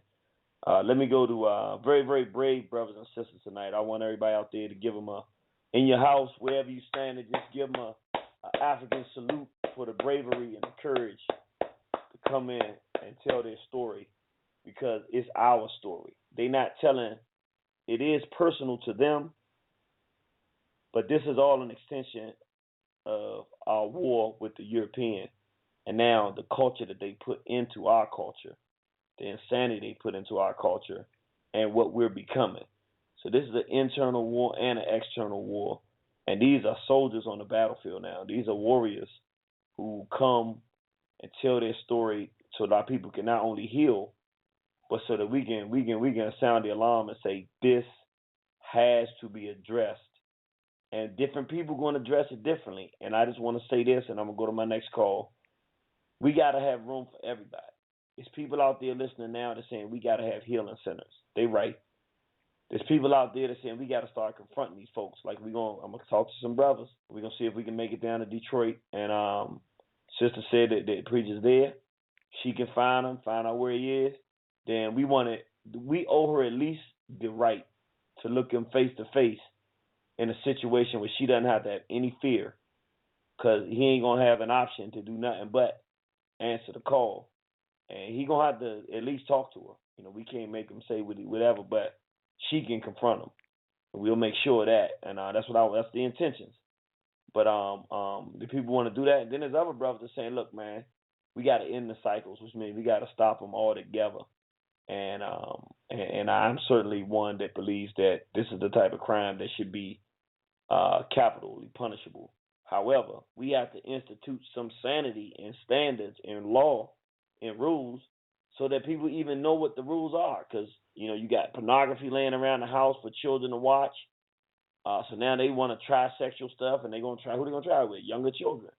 You got adults teaching children to do this, and children being left alone with one another with access to the television, or they looking through the peephole, seeing adults having sex, or hearing the parents doing this stuff, and become sexually active through the exposure and molesting other children, or just all these different varying things that are going on. And what we have to do is establish the law and lay it down and then enforce it.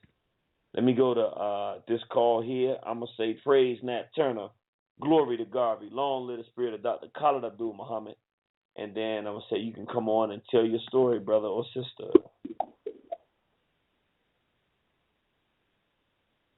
Hello? Yeah, hello? Hi, can you hear me? Yes. Yep, I can hear you. Praise Nat Turner, glory to Garvey, long live the spirit of Dr. Khalid Abdul Muhammad. How you doing, man? I'm doing good, brother. You called to tell your story? Yeah. First thing I want to say that, you know, I want to say that, you know, what you did last week is, you know, the closing moment that you made was nice, man. It was wonderful.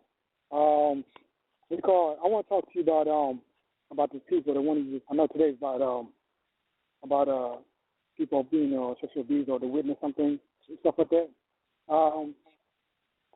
And one thing, I mean, the best way to deal with kind of situation like that, you know, as black people, you know, they got to take enforcement. You know what I'm saying? Everybody, regardless if they even need a family member. You know what I mean? So how do you do that? You know what I'm saying? You got to set up a law. You know what I'm I know, I mean, the American system ain't going to give it to you. You know what I'm saying? You know what they're going to do to them. You know what I'm saying? They're going to put them in jail for a couple of days, let them go free, and they're going to continue to do that. So, you know, the best thing to do is by disciplining the schools, by cutting their hands off one at a time, and then the third one should be the damn head. You know what I mean? So this is real talk, you know? And, I mean, I witnessed, you know what I'm saying, like when I was in high school, I was like, you know, came to Oakland as a freshman, and I guess like middle school students or, you know, elementary nowadays. I'm talking about these African Americans. Now, there's one girl, she used to have like sex with a boy inside a car. You know what I'm saying? For me, it's kind of crazy, right? Because the little kids I knew, you know, we used to like, we live in the same neighborhood. But the girl she used to have sex. I mean, she was so young. So, I mean, I didn't do anything, you know what I'm saying? Because I was young at that time. I was in high school. And I just witnessed the thing keep going, you know, keep happening over and over again. So what I'm saying is like, you know, as African Americans, people having sex with little kids, you know what I'm saying, little kids having sex with little kids, stuff like that. This is the behavior that needs to be cut down. It needs to be taught at an early age. You know what I'm saying? You got to watch them very closely. You know, you got to teach them. You got to, you know, you got to make sure that whoever they hang on with, they got to be their good people. You know, you got to put that discipline in them. You got to teach them when they get to some age. That's when they can start, you know, doing what they do. If you don't teach them, you know what I'm saying, they're going to keep going the wrong direction. You know, that's the bottom line. And you know, these predators, you know what I'm saying, this is American culture. You know, we all know this. You know, they love this thing. That's why they, you know, the more you violent people, the more you make them go insane. You make them go crazy. You know, inside their mind, inside their heart. You know, they're dysfunctional. So by the time they get older, they can't take care of themselves. You know, they continue to do, you know, bad behavior. All bad behavior is picked up from somewhere. You know, somebody taught it to them, or they seen it somewhere, so they learned it. So you know, you gotta protect your kid, man. You gotta watch them 24/7, man. You gotta set up a culture. You know, if you look at other cultures, you're gonna see the way they teach the kids. You know, I mean, it's not just African Americans that's being violated. It's everywhere, all over the world. Even there's one more thing. There's one movie I've seen in Afghanistan. It's called The Kite. Let me do this because I don't want to get too far off the subject here. What I want to do is I want to keep it kind of to the topic, but definitely got your points there. Very, very good points. And I think that not only you are saying that, but I think there's a lot of people on here that are listening to what you're saying and agree. And basically what I took from what you were saying is that we have to be very, very serious about bringing this to an end. It's not something we can just talk about, but we got to get to the point where we say, hey, enough is enough. Let's establish some standards and laws and then start actually enforcing the protection of our young people.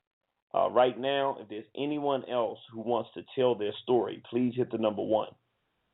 Because now after that, I'm about to go down the lines to the phone lines and let everybody come on and make their contribution. And unless you hit number 1, now you can still tell your story if you haven't hit number 1. But now we're going to re-implement our praise, Matt Turner, glory to Garvey, long live the spirit of Dr. Khalid Abdul Muhammad. But we just wanted to make sure that if there was any brother or sister who did not want to say that, but did want to tell their story, that they would be able to do that. So I'm going to give you one more chance if you're listening, or if you're listening on the internet but you want to call right now. The phone number, 347-850-1836. Again, that's 347-850-1836. Give us a call, 347-850-1836.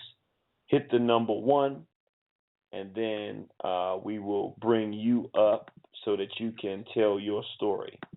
I see we have someone else here now, and we're going to go ahead and bring that brother or sister on. Would like to let you know the brother that just was calling from West Coast, to let all my brothers and sisters on the West Coast know. Irritated Genie going to be doing his first lecture ever on West Side. Going to be in San Bernardino, California on December 12th, 2015. We should have the flyer out by the end of this week. We'll have it on our Facebook, Ayo Kimathi, AYO Kimathi, Kimathi, or you can go to waronthehorizon.com, go on the right-hand sidebar menu where it says, sign up for the subscription, put in your email address, and then you'll start getting emails from us telling you wherever we're going to be. You can also go to waronthehorizon.com and go to the events page. And right there, directly on the events page, we'll have all of the different events we have. So we got a tight schedule coming up for the rest of the year. And you can go to the events page, waronthehorizon.com, and then click the events. And you can see all the different events we got coming up. We have, just to try to make it real quick for my brothers and sisters that I'm coming to my call. I see you right there. Do not hang up. We're coming right to you. November 6th and 7th, which is a Friday and Saturday, we'll be in Houston, Texas at the Shrine, the Black Madonna.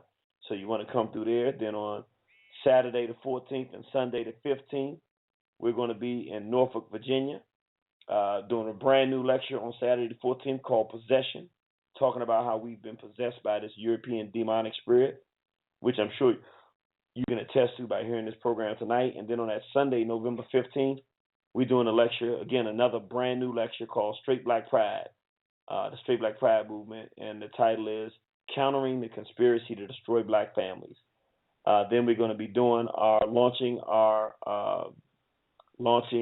chapter in Atlanta, the Straight Black Pride Movement chapter in Atlanta, November 21st. That's Saturday, November 21st, and we're going to be having people from all over the country and from different countries now. We got them already verified coming in for the launching of the Straight Black Pride Movement in Atlanta, so come on out and enjoy that. And then December the 6th, I'll be at the King Simon event, 20th anniversary in New York City. And then December 12th, we'll be in San Bernardino, California, and we're going to try to contact and see if we can make it a double lecture and do one on Sunday in L.A. But if not, definitely come to the one on Saturday in San Bernardino because we got a strong group out there. Our sister Atiano putting that together, so you're going to love that and enjoy that. And we get to be with our West Side family for the first time. Let me go to, that's right, I'm not doing phone numbers tonight, but I'll say the greeting, and then my brother and sister can come on and tell your story. It's praise Nat Turner, glory to Garvey, long live the spirit of Dr. Khalid Abdul Muhammad. Praise Nat Turner, glory to Garvey, and long live the spirit of Dr. Khalid Abdul Muhammad. Irritated Genie. I was calling in to tell my story. Mine is a little different. It's like it was with my oldest sister's boyfriend, and he had tried to molest me, but like I still consider it to be like a form of like molestation when somebody does sexual things in front of a child. So, it's still no different. Like you still damaging that child's mind when you expose them to certain things like that. And so this was like in 1997, and like my sister was dealing with this man, and he was very abusive.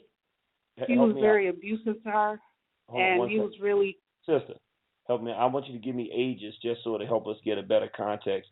How old were you? Okay. How old was your sister, and how old was he? Oh, okay. I was probably about like maybe 12 at the time, and my sister is 10. My sister, she's 10 years older than me, so she was about 22, and he was like maybe 2 or 3 years older than her. And about 25. Like, yeah.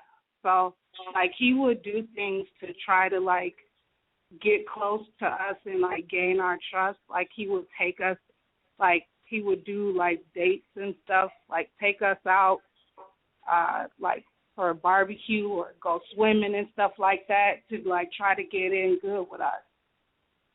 And eventually, like, one day my sister had called me into her room, like, he ended up, like, she ended up moving in with us. We lived in a house, and they would be in the basement. Like, he would come over and stay over the night. And, like, there was nights where, like, she would call me in there to the room, and they would, like, do sexual things in front of me. Like, he would pull down his pants and expose himself. And my sister would, like, you know, she would do sexual things in front of him, and then they would say, don't tell my mom anything about this. Like, don't tell anybody. It's our secret, you know. So wait a minute. Let me make sure I understand. So your sister was doing sexual things with him. Yeah, in front of me. But and she knew that you were watching. Yeah, they would purposely call me in a room to come and watch them. So, you know, he was trying to, like, get me desensitized to it so he can end up trying to make his moves on me. You know, so, and, like, I, like, had a very hard time dealing with this because, like, I already came from a broken home where there was, like, so much abuse going on in my family. Like, we went through a lot of domestic violence. Like, my mom was beat on by my dad. He was on drugs. And my mom, she was sick. She was, like, dealing with all of us being a single mother. Like, it was stressful for her, so she would, like, take her anger out on me. And so, like, I used to get beat so much and abused so much to the point where I thought the things that were going on with me were just normal. Like, I just deserved it, you know. Like, so I really never said anything because, like, one time I told the nurse that my mom was beating on me and I got in trouble.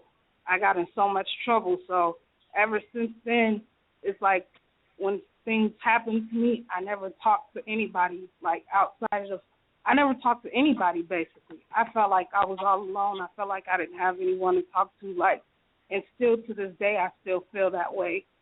I think I should have said something when I was younger, but I was just too afraid. But recently, not too long ago, like, I had made a post on Facebook, and I was talking about how I don't like to constantly forgive people when they constantly do bad things to me. And she had came on my post, like, trying to make me feel bad. She who? Yeah, because, like, she's a Christian, so she believes in Jesus. No. She who? Yeah. She who? No, I'm sorry, my older sister. Okay. Yeah. Okay. Yeah, so she, like, my beliefs conflict with her because she feels like I should always forgive people no matter what. But, like, when people hurt me, I feel like if you keep doing the same thing over again, like, I'm done, you know? So I basically made a post like that, and she's upset with me because I don't believe in Christianity. So she always, like, bugging me about that. And she came on my post, like, making me feel bad, like, yeah, you've done bad things to me, and you shouldn't be, like, acting so stubborn. And, you know, like, she always I'm always in the wrong when it comes to her, like, no matter what. And have you ever confronted her about what she did with having that sexual stuff in front of you? Yeah, yep. That's what made me, like, actually say something to her because I called her. She was getting kind of personal on my post, so I had deleted her comments, and I had called her because I don't like discussing a lot of personal stuff I don't like discussing personal family stuff on Facebook. And I told her, like, you have no right to sit up here and tell me that I don't know how to forgive people when I forgave you for what you did to me when I was a little girl, you and your boyfriend. And she tried to sit up there and, like, lie about it. She tried to pretend like she forgot, like, about the whole thing. And, like, that she didn't even do nothing.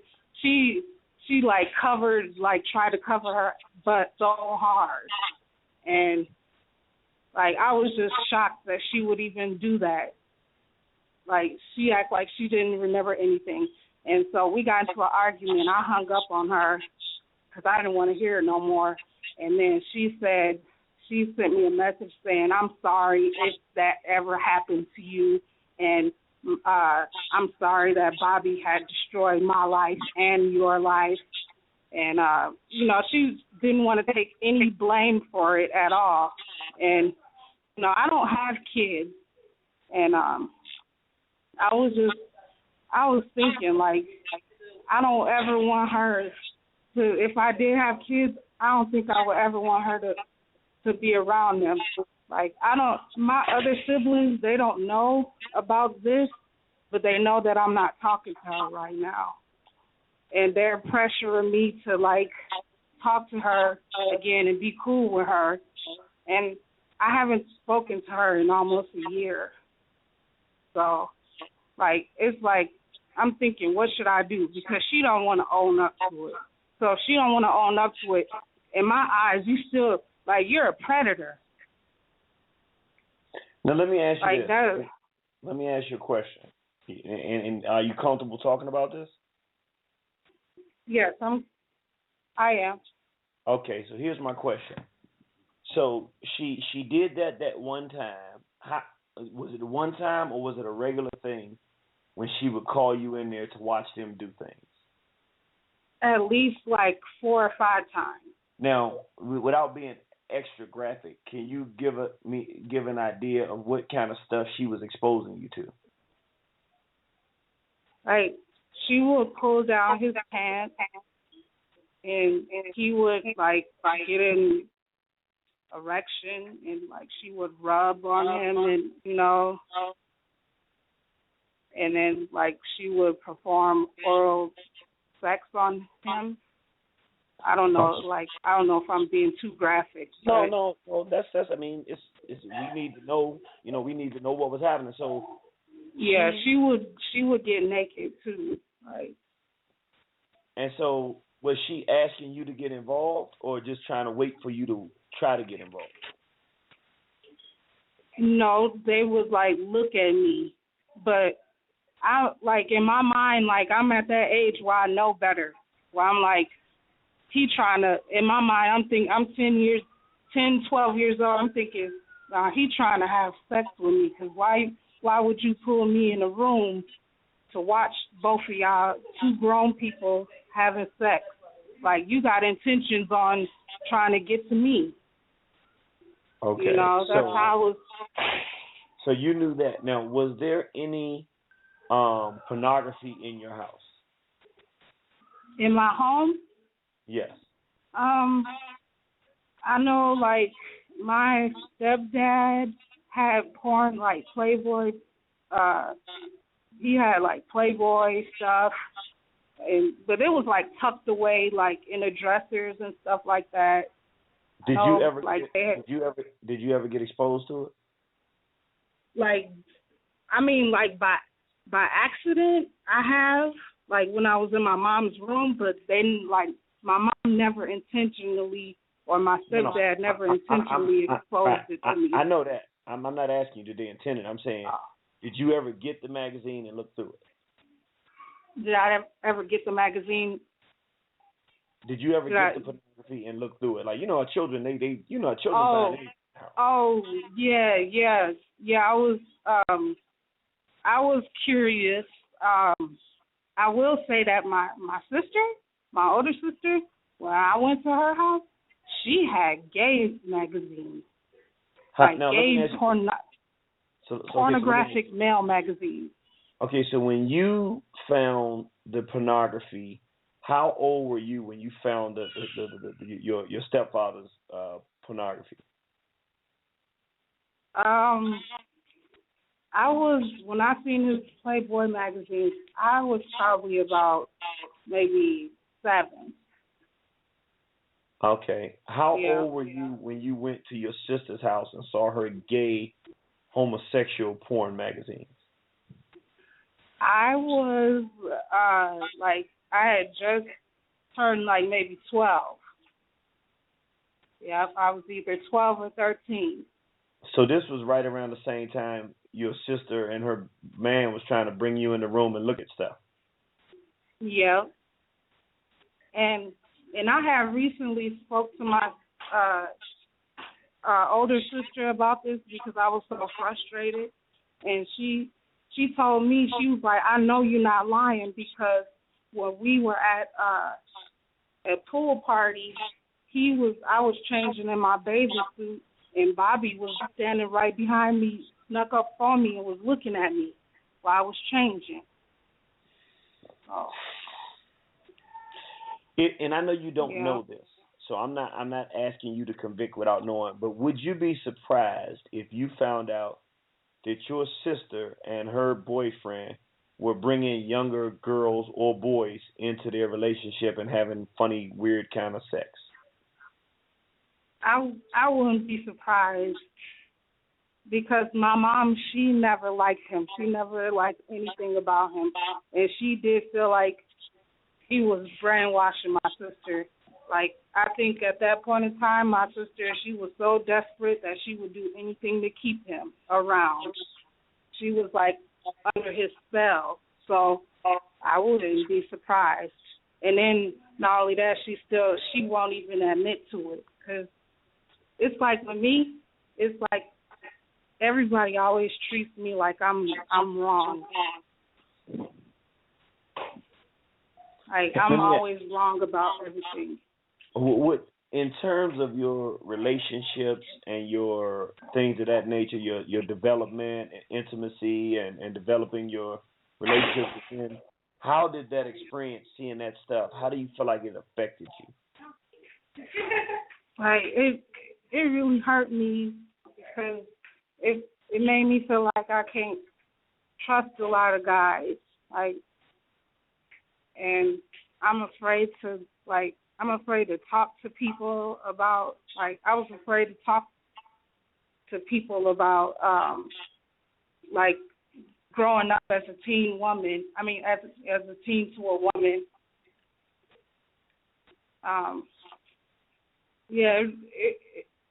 It really, like, I just don't trust a lot of people because of that. How old are you now? And I'm 29 now. Do you have a boyfriend or a stable relationship, or are you single now? I'm single.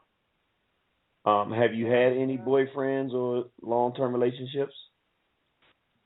Yeah, about 3 years ago, I was with this guy. We was together for like 6 years, but we had broke up because he started like showing aggressive behavior, and like, I think that's another thing too. Like, I feel like it did affect my relationship with men, because like, growing up, I never really had like a real positive role model. Like, that was a man. Yeah. So you don't really know what to look for in men. Yeah, that's how I feel sometimes. But I try to make the best decisions that I can. Did you ever have any time periods where lesbianism had become attractive to you, or that's never been something that ever crossed your mind? No, I've never been attracted to women, but like sometimes like I've been asked to do a threesome, and I said no, I will never get down like that. And I did go to a school where it was like a lot of gay people, a lot of like homosexuality going on with men and women, like teens and boys and girls. It was a high school. I was around it, but I never let myself get affected by that. My mom never liked that stuff either. She didn't like any type of homosexuality. Okay. Now your sister, did you ever hear her talk about lesbianism, or ever hear her mention girls or anything of that nature? No, but my mom did tell me that she went through a phase like that when she was I think during that time, around that time when that happened to me. Okay, so she probably was sexually abused, got into this homosexual, lesbian stuff, was dating this freak guy, looking at gay porn, doing all kind of stuff, and then try to get you involved in that stuff, but you didn't go. Well, let me first congratulate you for being strong enough not to be drawn in and to resist that kind of stuff. That took a lot of courage and guts and mental will, and that's a beautiful thing. I'm really proud that you were successful in doing that, and that's a beautiful thing. And also that you haven't turned into a situation where you just anti-man, and so I just want you to stay functional and keep your head up, keep your self-esteem high, and I want to give you an opportunity to wrap it up and say anything you want to say to the listening audience before we move on. Yeah, I did have one question though before I did, let everybody know. I was wondering, because one of my sisters, she do want me to get in contact with my sister. I blocked her on Facebook because I'm just so disgusted by her. I feel like I don't have nobody. I'm not comfortable talking to nobody, and I was wondering how do you think I should handle this situation? Because my family, they're pressuring me to, talk to her again, and my sister denies this stuff. So.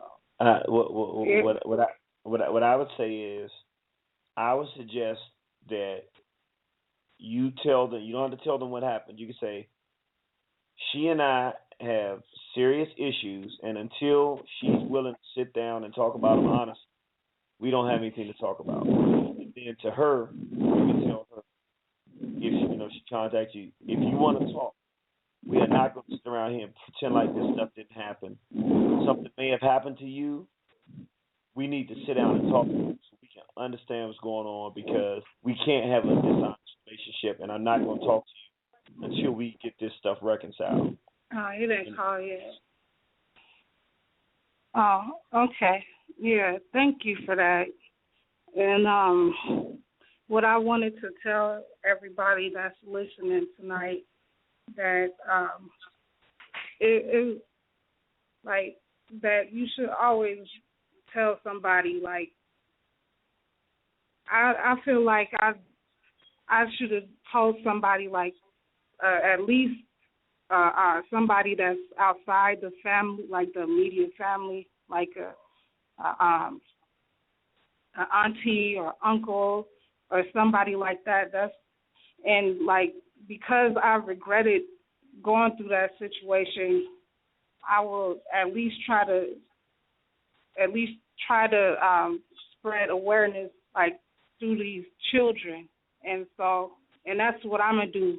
I'm gonna talk with these kids, about this. So, if somebody does try to hurt them, they'll have the courage to speak out and not hold it in and let it affect them like I did. So I feel like we all should, make it our responsibility to spread awareness and, let these kids know that it's okay to let somebody know. It's okay to tell somebody. And also, to just continue to keep giving your full support to, the straight Black Pride movement. I love what Irritated Genie is doing with this, organization, because, it's helping to help restore the Black family to where it needs to be. So that's, what I wanted to say. That's my piece, and God bless everybody that's listening tonight. Well, thank you, sister. Thank you. Yeah. And thank you for letting me speak. And no problem. And are you gonna be joining the Straight Black Pride movement once we get it full up and ready? Oh yeah, yeah. I'm in Phoenix right now. I was in Minnesota. I was waiting for you to come out there, but yeah, if you ever come out here, you should tag me in your post too. My name is, me, I'm Nubia Williams. So. Okay, Mr. Nubia Williams, it's beautiful. Yep.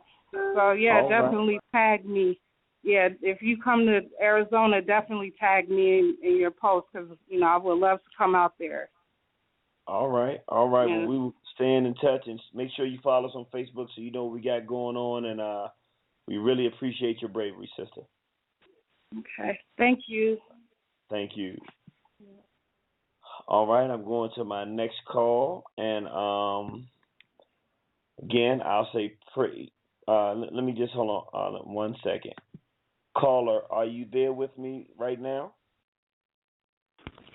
I'm here. I want you to do me one favor. Do not go anywhere. This never ever happens, but I actually have to take a quick break. We're going to take a quick break with one song, and after this song, I'm going to come right back to you. Okay, sister? Okay. All right. So, brothers and sisters, just hang on with me. I'm going to play a little bit of music, and then I'm going to be right back after this short break. Yeah. To God true. Crown chakra, yeah. You gotta think for ourselves. Use your mind. United Crown chakra, yeah. Yeah. Align my mind with universal principles. Tame the flesh, now let's tap into the spiritual. The essence manifested in the lessons. Use your insight, look inside, see the blessings. The time is now. Don't worry about the how. Live by his songs, I'm the proud to swallow up your child. Baba named me Hannibal, I'm honored by the Jegna. Success in the fellas all encompasses my Kepra. Left foot forward, learning how to shoot straight. The epitome of manhood, a bright vertebrae. The forecast, predicting apocalypse and war path. Not if you have stimulating the psyche of the war class. God in the nucleus, sparring and studious. Read the deeds, not just words describing who he is. My genetics kinetic with the infinite. Make my thoughts seen when I focus and commit. Crown chakra. Crown chakra, yeah. Crown chakra. United Front. Crown chakra, yeah. Picture a child being ripped out the womb, traumatized at first breath, prepare to be used to a noose. He gotta fill daddy's shoes, so at 12 years old he gotta do what he gotta do. Might pull a stang, might make it bang, might pump night, sun, sleet, snow and rain. Tough exterior, a thug's demeanor, bruh. I seen him shun people evil, they wanna see you done. That was my classmate, and that's in past tense. He's at his mama house in the form of ashes. His sister sashays and her hips sway. He's not around to protect her, so she's big game. Passed around like the party favor, the homie sharer. The way they treat the young queen is so shameful. Something that they'll pay for in their ignorance. Perplexing this perpetual cycle of lost innocence. They say opposites attract, that ain't convincing me. Cause what does physics have to do with chemistry? Besides being a science, my religion's defiance. Bleed the bottom, feed the plant, eater with carnivorous desires. My parchment of papyrus unfolds, behold the truth. Encoded, uploaded, recovered your stolen youth. Trace chemicals in the beaker. Omawali, Kweli, and the silent teacher, and came up with 9 ether. I pity the titty you suckle that suffer through the realization you become a sucker. Being bleached off by a parasitic predatory culture. Diluted genetics, seeking shade when the sun was your comfort. I come forth bearing gifts out the deepest, darkest silence where you can hear blinks and winks. If you don't hear this and you don't feel this, then you have no soul and no spirit. Crown shot. Picture of a child being born in captivity, scorned, misinformed on her own history. Brought up to love her natural enemy, taught to hate herself and despise her own imagery.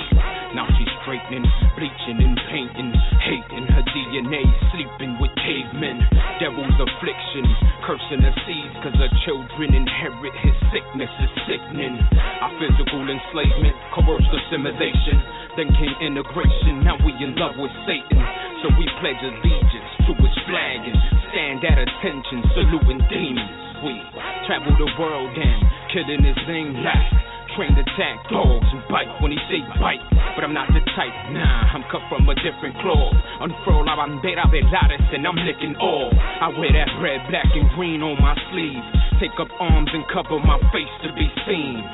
You see, I am Zapata, I am Pancho Villa, I am Filiberto, I am Doña Lolita, I am Ciguayo running up on plantations, breaking chains, slaying everything that wasn't native. See, ain't no room for mercy when we all stand behind enemy lines on our own land. Ain't trying to hold hands, nah, we can't get along. Let's get it on, it's about much more than singing bitter songs. It's training day in and day out to bring this war to their doorstep. Indian burns on their necks till it's raw flesh. Them devilish rednecks is all done. Cause the heart beating in my chest is a war drum. I am that pendulum, swing, return, and look for me inside the world.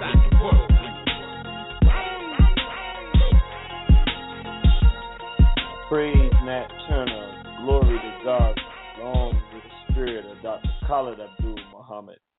That was Crown Shakya by United Front, Brother True, Brother Omawali, and Sikwayo running around on plantations, breaking chains, slaying everything that wasn't native. I'm going to my caller here. Come in, my sister, and tell us your story. You with me, sis? Yes, I'm here. Can you hear me? Yes, ma'am. Okay.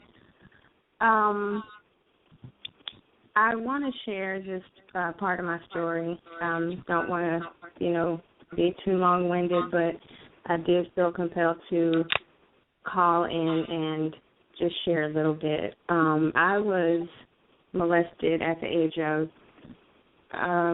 9 to 10 years old, something like that, by an older family member, a cousin of mine.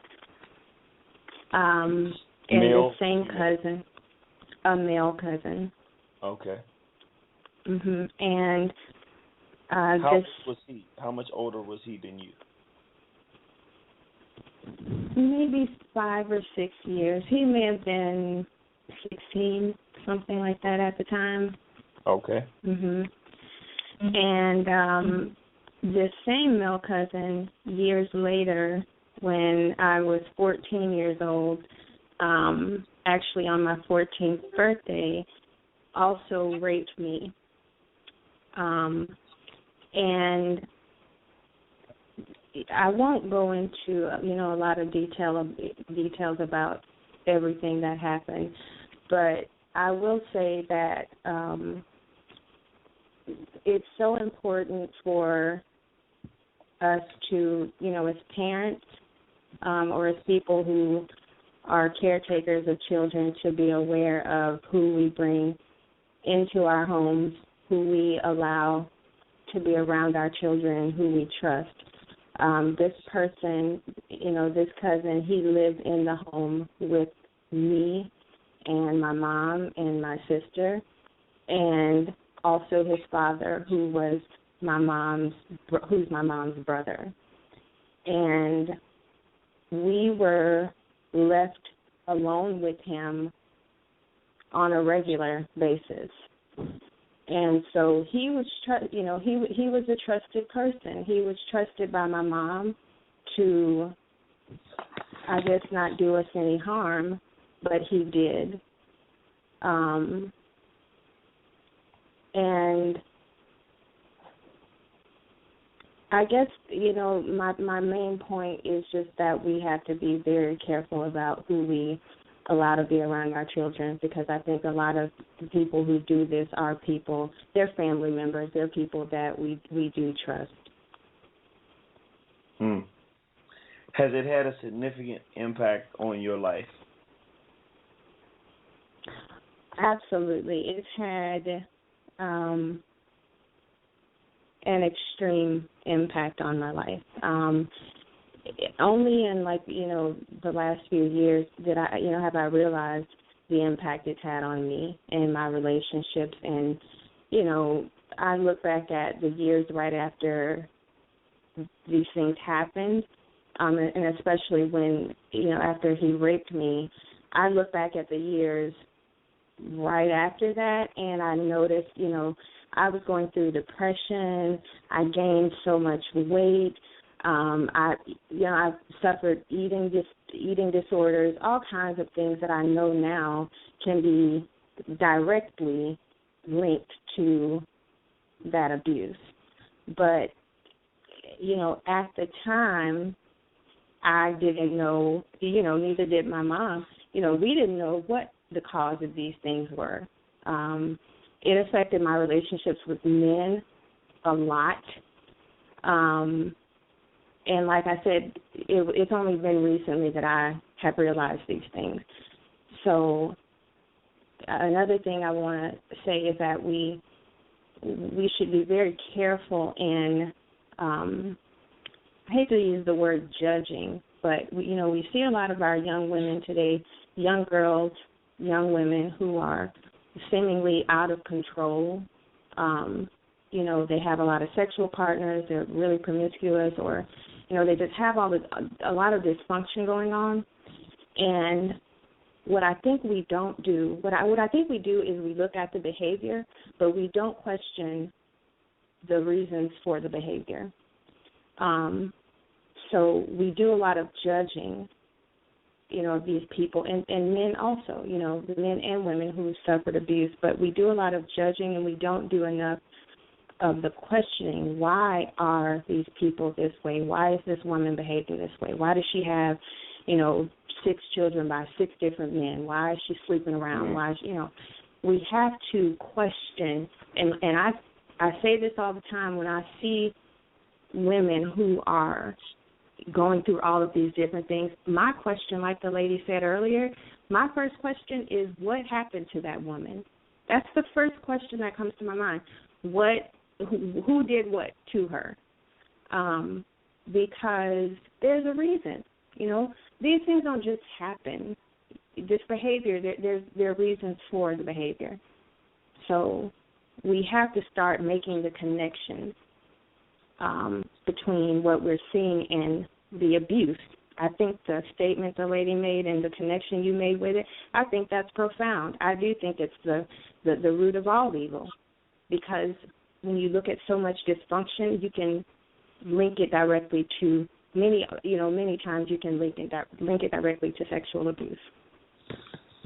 Now let me ask you this, because you sound very mature. You sound like you're at least to some degree coping with the situation. I want to ask you an honest question, because this has been one of the most difficult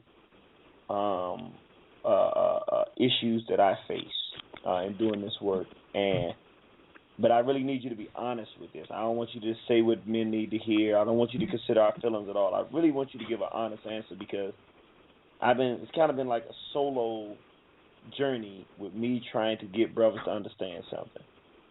When black men in today's environment, and it's true, complain about black women being difficult to get along with, argumentative, blah, blah, blah, X, Y, and Z. I always say,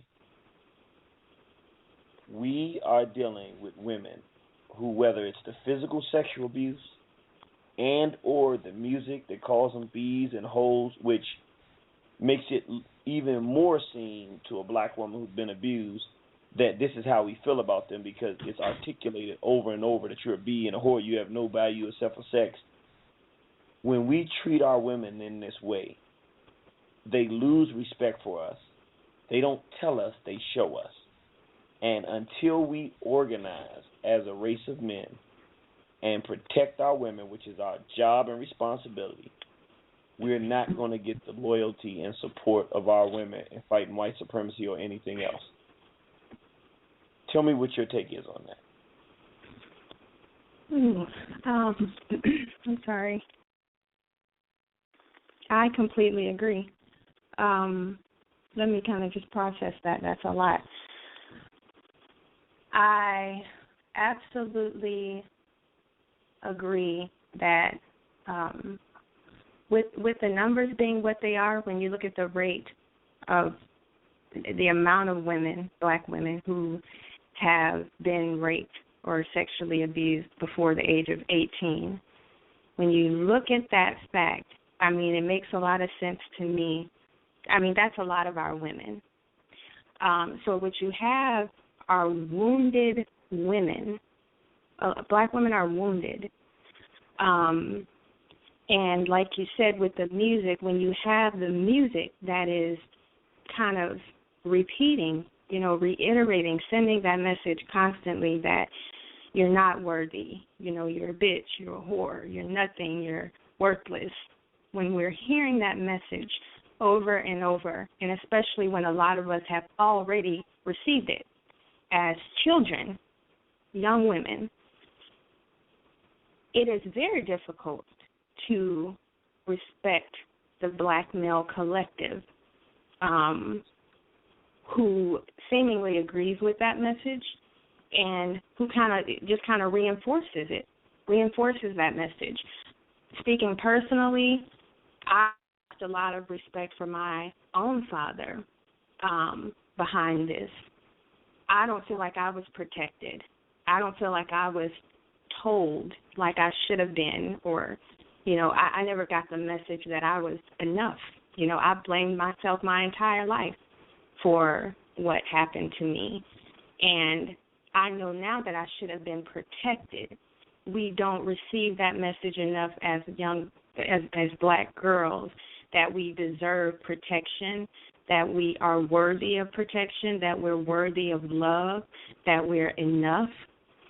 So until I think we can get that message to our young girls, to the older women who need it, I think it'll be very difficult for us to, give black men the respect that they want, that they need from us, because I don't think they understand our pain enough, and I'm not sure that there's enough effort on their part to understand it.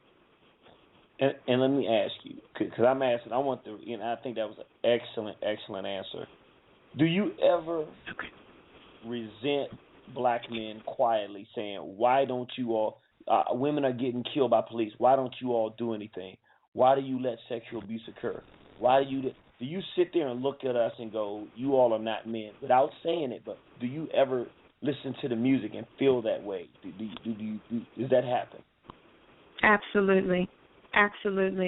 I have conversations with my boyfriend all the time about this when we talk about the collective state of black men and women. And absolutely, when I listen to the music, when I see a lot of black men, just the way black men carry themselves, when I see a lot of reactions from black men about the things that happen to black women, whether they're for example, the situation with the young girl in the classroom here recently, things like that. And when I see a lot of the reactions from black men, and there's just like this disconnect. They just don't seem to care. Absolutely, it makes me question whether we can we call them men? Are they men? Where are the black men? And absolutely there's resentment. And I've said that outright. So absolutely, to answer your question. Okay. And be honest, I'm going to hold you just for a second. I really appreciate what you've done, but it is too important to me what we're trying to do. I've been trying to convince black men that if we do not deal with preventing sexual abuse in the black community, that essentially the race is going to die, because we're not going to get any support from our women, and these whites are going to pull our women into the war against us, and that there'll be no ability for us to do anything to salvage this race. Can you speak and give your assessment to black men of how important it is, from your personal perspective and what you see, that we get our acts together, organize, and take a direct stance against sexual abuse of black children in our community?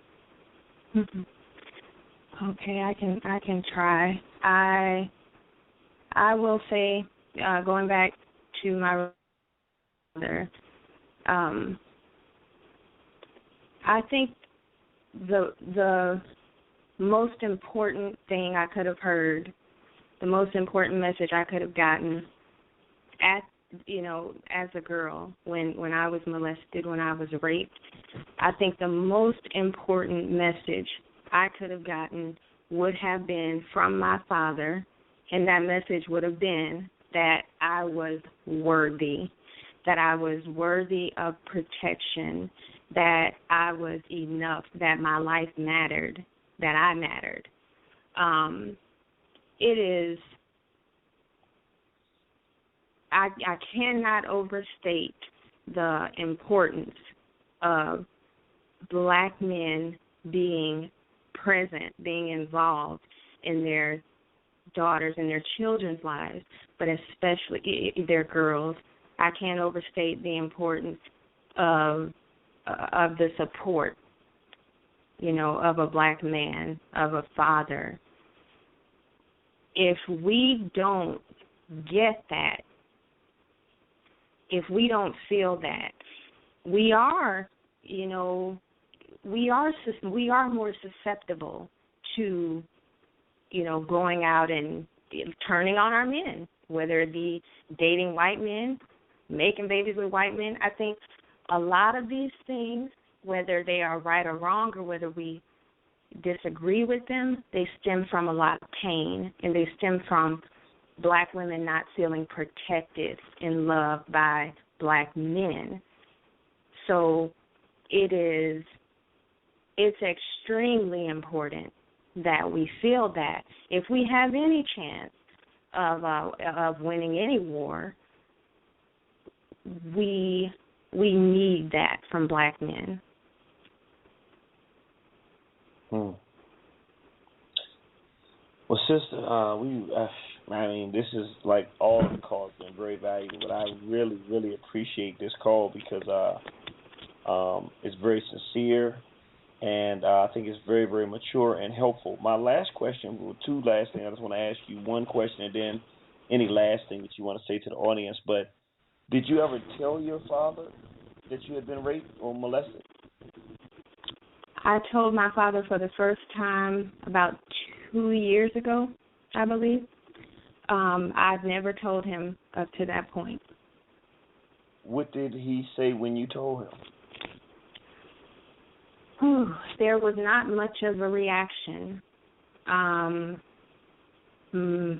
I could explain that, I guess, with just him being the way he is. But there was not a lot of support, or there was not. He was disconnected from it. If you ask me, he was I didn't get a lot of support. I didn't get a lot of feedback. He did apologize. He said something like he was sorry it happened, and but I didn't get a lot of support, and I wasn't surprised, I guess, by that either. Wow. Well, could you share any parting thoughts that you would like to give to our listeners as it relates to anything that you want to say, how to heal, or what black men need to do, or what we need to do as communities? Anything you would like to tell the people? I will just say for the people suffering who've gone through any abuse, get it out.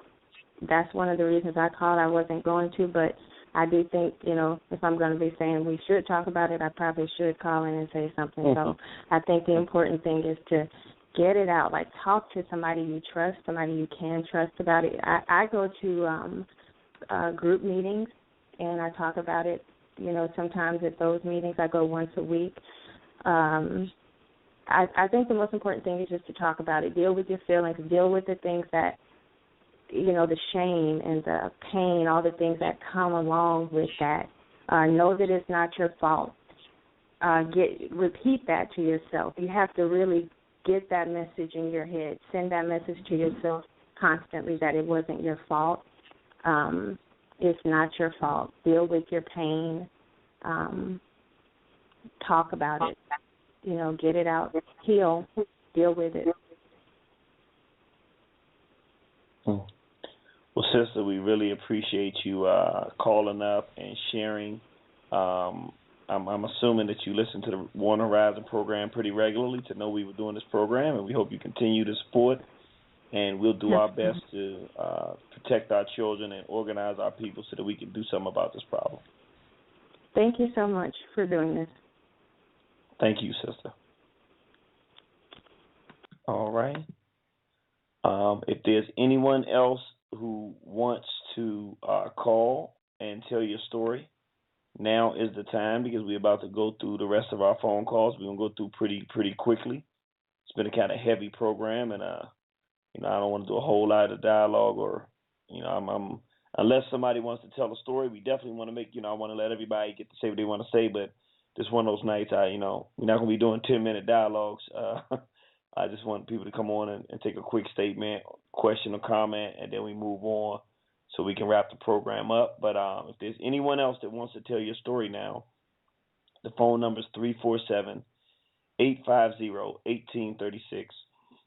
Again, that's 347-850-1836.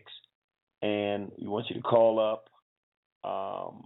And don't worry if you don't do it now, you can never do it. No, we're going to do this program again. I really almost want to have a program on this, maybe once a month on a particular day or time or whatever, and we just do this so that once a month people have the opportunity, and somebody who might be suffering and struggling but doesn't want to call, too ashamed, too afraid, or whatever the case may be, will be consistent. And if it takes them a year to call and get it out and get some help, if it's young people that are suffering and they want to call and tell somebody, we want a place that people can start getting this out and we can start doing something with this situation and trying to provide some assistance to really save our people from the demonism that white sex culture is creating on this planet for our people. So I'm going to try to go through. I don't see anybody else. If you are interested in giving your statement, please hit the number 1 so we will know that you want to speak. And if not, then we're just going to run through our phone calls. Okay, I have one now that's just come on. So I'm going to go to the phone line. Praise Nat Turner, glory to Garvey, long live the spirit of Dr. Khalid Abdul Muhammad. And again, you don't have to say the greeting when you come on. You can just come on and tell your story. Brother or sister, you're live on Warner Thrive. Thank you. I came in late, but I was kind of in and out doing other things. But I want to let you know that I am a mother. I am a mother of a daughter who, at 13 years old, what we call post-revealed to me that the man that I was with for 11 years had started to sexually molest her at 12 years old. The way that it came about was it was a regular weekend, Sunday. I think it was like a Sunday afternoon, relaxing. He had went to the store, and I was kind of getting on her about her homework. It was something she needed to do, and she came into my room. She said, "Mommy, I can't read this book." She had got an assignment from school, and I believe the book, if I remember, is called The Bluest Eye. I said, "Well, what do you mean you can't do this assignment? This is just a regular exchange with your child about homework." The next thing you know, she just started breaking down, and I figured this is beyond homework right now. And I was like, "What's wrong? What do you mean you can't, finish reading your book?" Because that was part of the program. She needed to read. And she says, "Mommy, I have to tell something. I have to tell you something." I said, "What do you have to tell me?" And she told me that, and this is not her biological father. Her biological father was killed at 1 year old. So I had been with him. I think I maybe got with him when she was 3 years old. And I had been with him 11 years at the time. So what is it that you want to tell me? And so she told me, and she says, "Well, Mommy, he comes into my room at night, and he's been touching me and this, that, and the other." And I had to really get deep into what you were saying. It was like a shock. What do you mean touch you? How?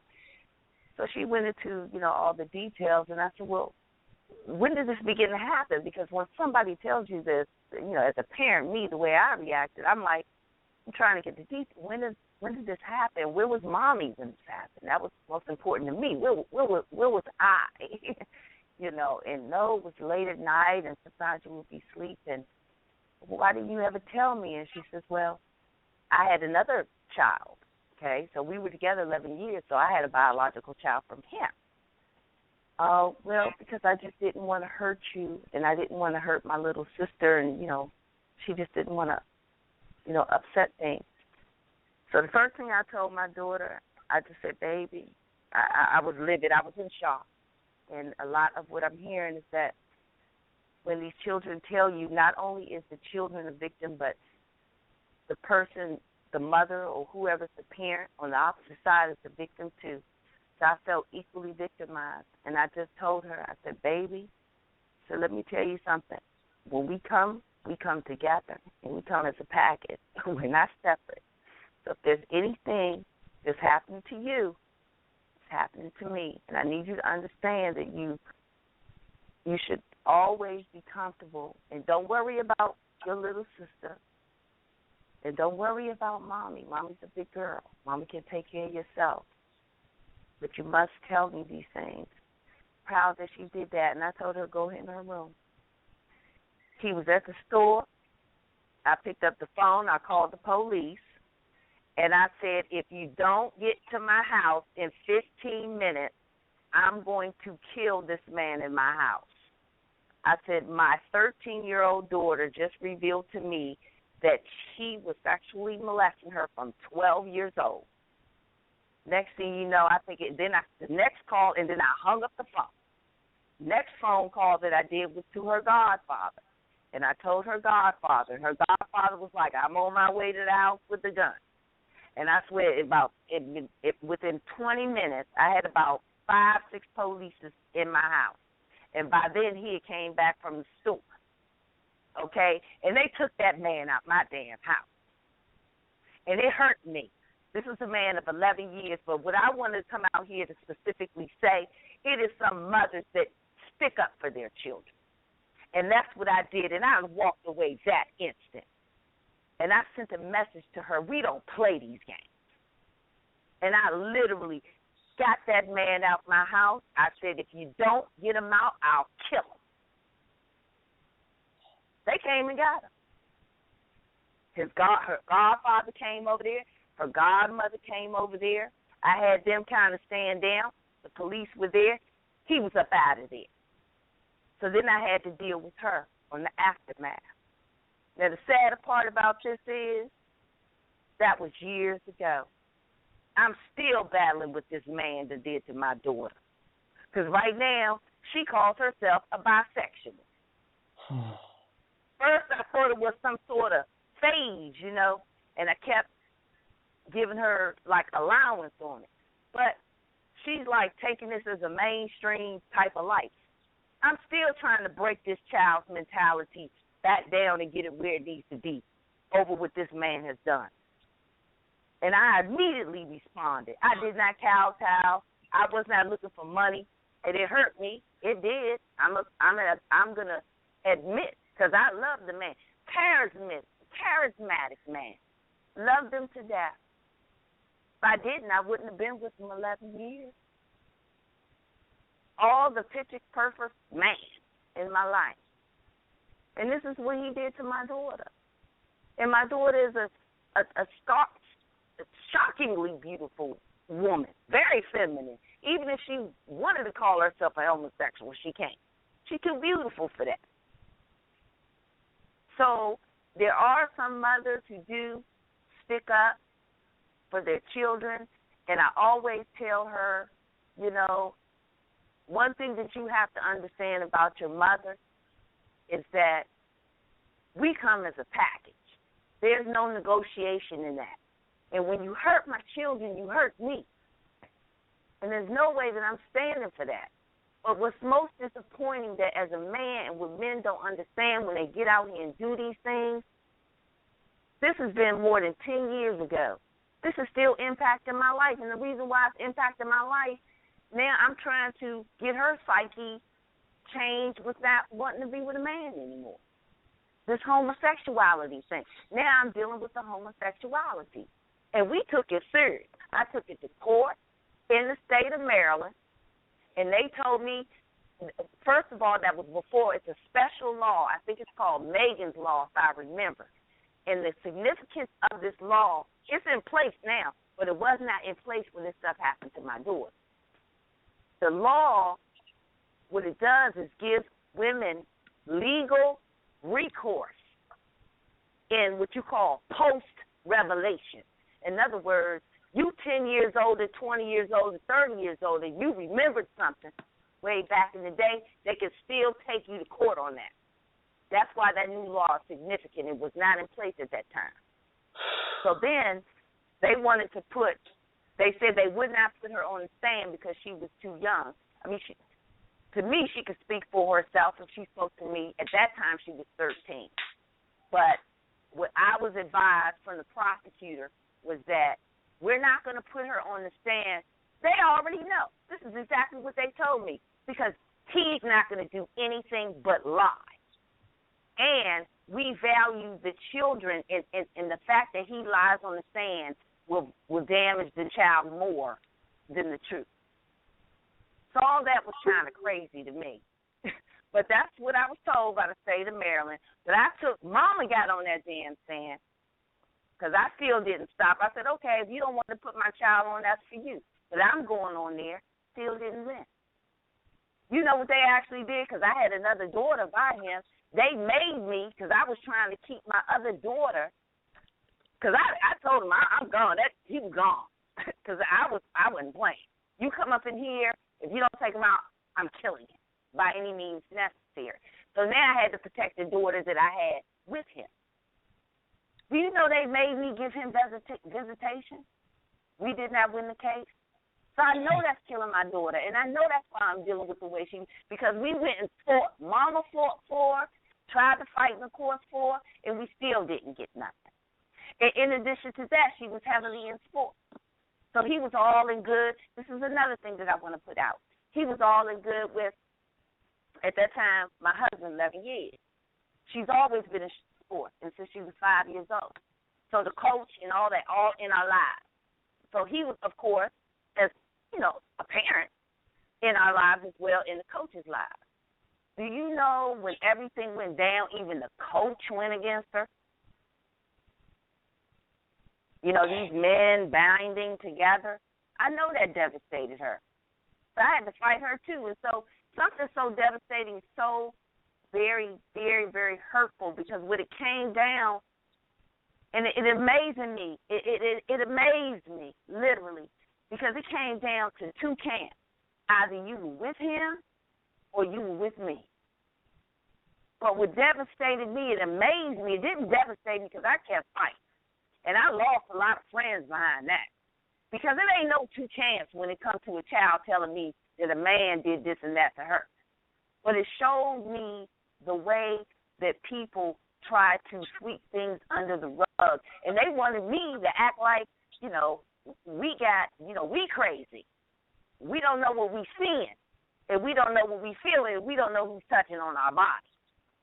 And you are not going to paint my daughter picture in that way. You're not, and I'm not going to allow you to do it. And if you attempt to do that, then we just got to sever this relationship. And that's exactly, I lost a lot of friends on that because, and I had to teach her, this is just some sort of sick thing going out here where people are going to actually co-sign this stuff. And there's no way you're going to tell me that a 12 and 13-year-old is lying. A 12 or 13-year-old is not a natural lesbian or not a natural prostitute. They're not out here. She loved that man. That man raised her from 3 years old. She's not going to come and tell no bodacious lie against him like that. Let me ask you a question. After something like that happens, how difficult is it for you to be with a man or consider marrying another black man? I married another black man not with the quickness. It took me a while. But I have a beautiful husband now. It's 2016. We've been married 8 years. Okay. Since that incident with my daughter, it did take me some time. It took me some time. I think it took me about 2.5, almost 3 years when I met my husband.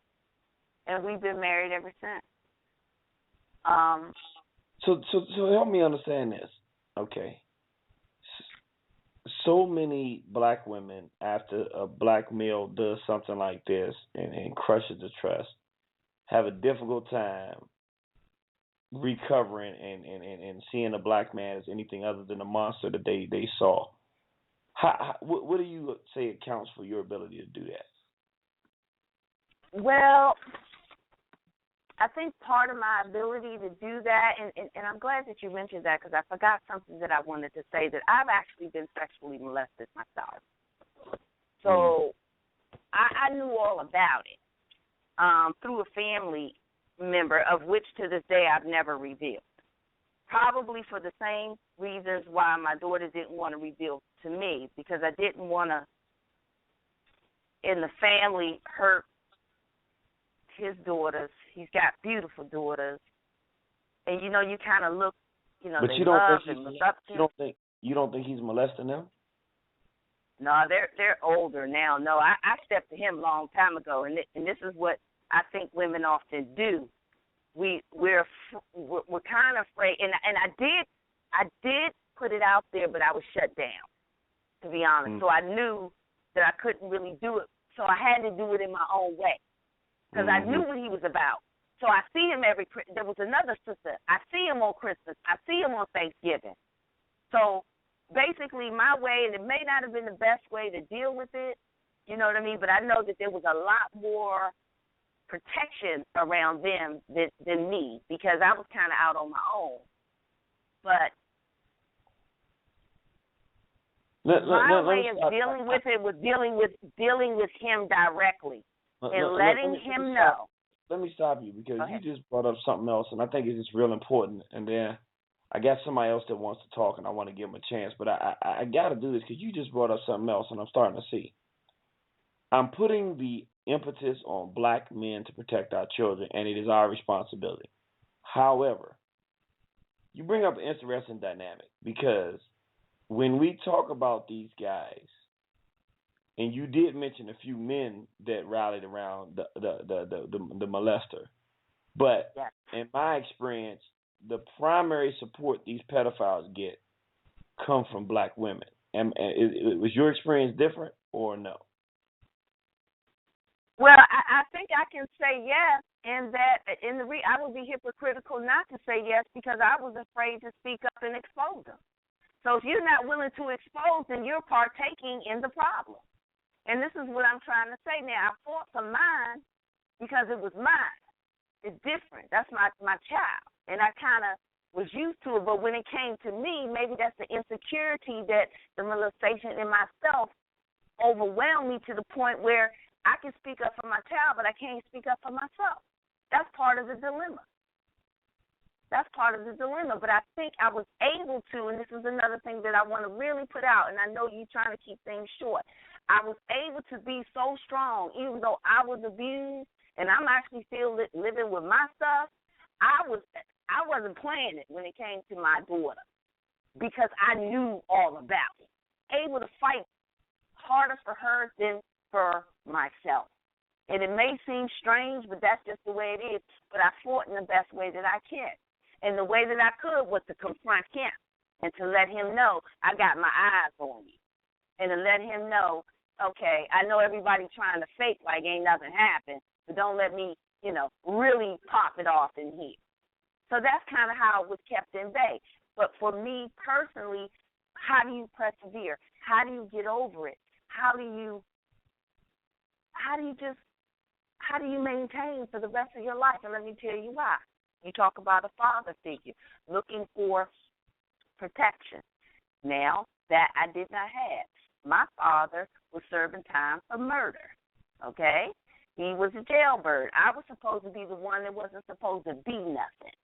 So I think that's why I was targeted for this behavior, by my uncle.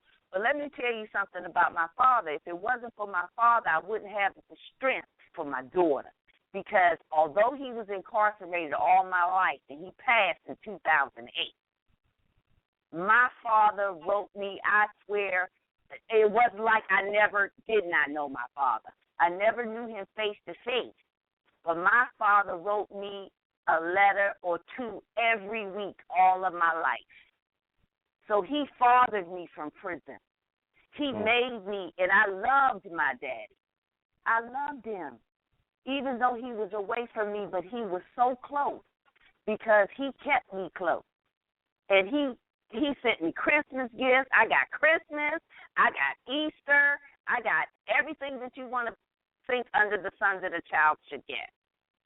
He sent money. I don't know how he was getting it, but I always had something from my dad, and he always wrote me letters, and he would send the money to my grandmother. and I would have everything under the sun. So I want to let people know that just because you're an incarcerated father, that you can't be a father. And the reason why I think this is critical and important, because you got a lot of women out here with children by different men. Men are incarcerated. They're in different situations, and they're taking stuff off other men and not allowing that man to be a father. And I am 47 years old. That man fathered me. He fathered me through letters. He fathered me through phone calls. I gotta move on because we got somebody else who wants to do this story. But definitely appreciate you calling with that story, because actually 2 stories, yourself and your daughter. And we wish you much luck with that situation. And just so you know, this week and next week, we're going to be trying to finish up the thing that we did on the school system that we're going to try to use to put out there to galvanize some momentum to get people to want to start pulling their children out of the school system, so that we have a basis for trying to start our own independent school here and in the local area. So have not forgotten that. All right, sister? Thank you. Thank you. Move on. Thank you for your time. All right. Thank you. Okay, bye-bye. Oh, my caller just dropped. Caller, I hope you call back. I think this is it right here. Yes, it is. Praise Nat Turner, glory to Garvey, long live the spirit of Dr. Khalid Abdul Muhammad. And would you like to tell your story? Praise Nat Turner, glory to Garvey, and all praise is due to the Honorable Dr. Khalid Abdul Muhammad. How you doing, Jeannie? I'm doing good. How about I just wanted to let everybody know that I commend them for being so brave and telling their story, and that this is an epidemic in our people. Stems back from slavery. We know that with these with the freaky cracker. And we sick from it. But my particular story, the lady before, she protected her daughter, but I happened to be one of the victims that wasn't protected. My mother kind of neglected it all and shoved it under the rug. My father left. They split up when I was 7. My mom moved on and got another man. We moved with him maybe 6 months into their relationship. I was daddy's girl, so I had a complete turnaround on that. Next thing you know, I'm with my mother and her new beau, and he immediately started giving me How gifts. old were you? From your memory, 7. How old were you? You were 7. I knew exactly how old I was. I know exactly what day it started. It's something that you never, ever, ever, ever forget, and it stems into your life forever. It's up to you to be bold and strong and try to get through it once you have been molested, and it's a very hard thing to do for women, and it is the cause of a lot of grief within the black family, I believe. But anyway, just if you want to hear what went into that, the man my mother ended up having the baby with him. So my molestation lasted until I was 15 years old. It turned into a proposition type of relationship where if I didn't do or let him do sexual things to me, I would be punished. I would be thrown under the rug with my mama. Now, when you say thrown under the I rug, couldn't have friends over. He started isolating me away if I didn't. So by the time I was 12, I was psyched into the fact that this was what I'm supposed to be doing because it's my mama boyfriend, and I'm a kid. I ain't knowing what's going on in my mind. I'm going by what the adults is teaching me. I'm a child. So when you're a child and a predator get your mind, they in control all the way until you fed up, basically. Fed up or end up hurting yourself because you blame yourself after a while. I started to rebel, and it started to cause conflict within their relationship. So I started being the bad person. So everything was on my shoulders. Everything I did was looked at and gawked at as I'm going to do wrong or I'm going to be like this. And see, I told you she going to be this type of girl. You know, I just was getting thrown under the rug, which makes you feel like you can't trust your mama because she taking the side of this man who is doing this abuse to you. So it's just a whirlwind, brother. Did you ever tell your mother? I told my mother because I had to fight this man. They ended up having a child.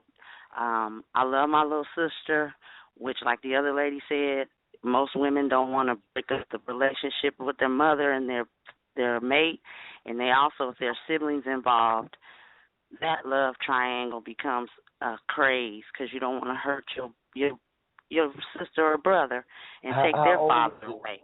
How old were you when you told your mother what was happening? I was 15. What did she do when you told her?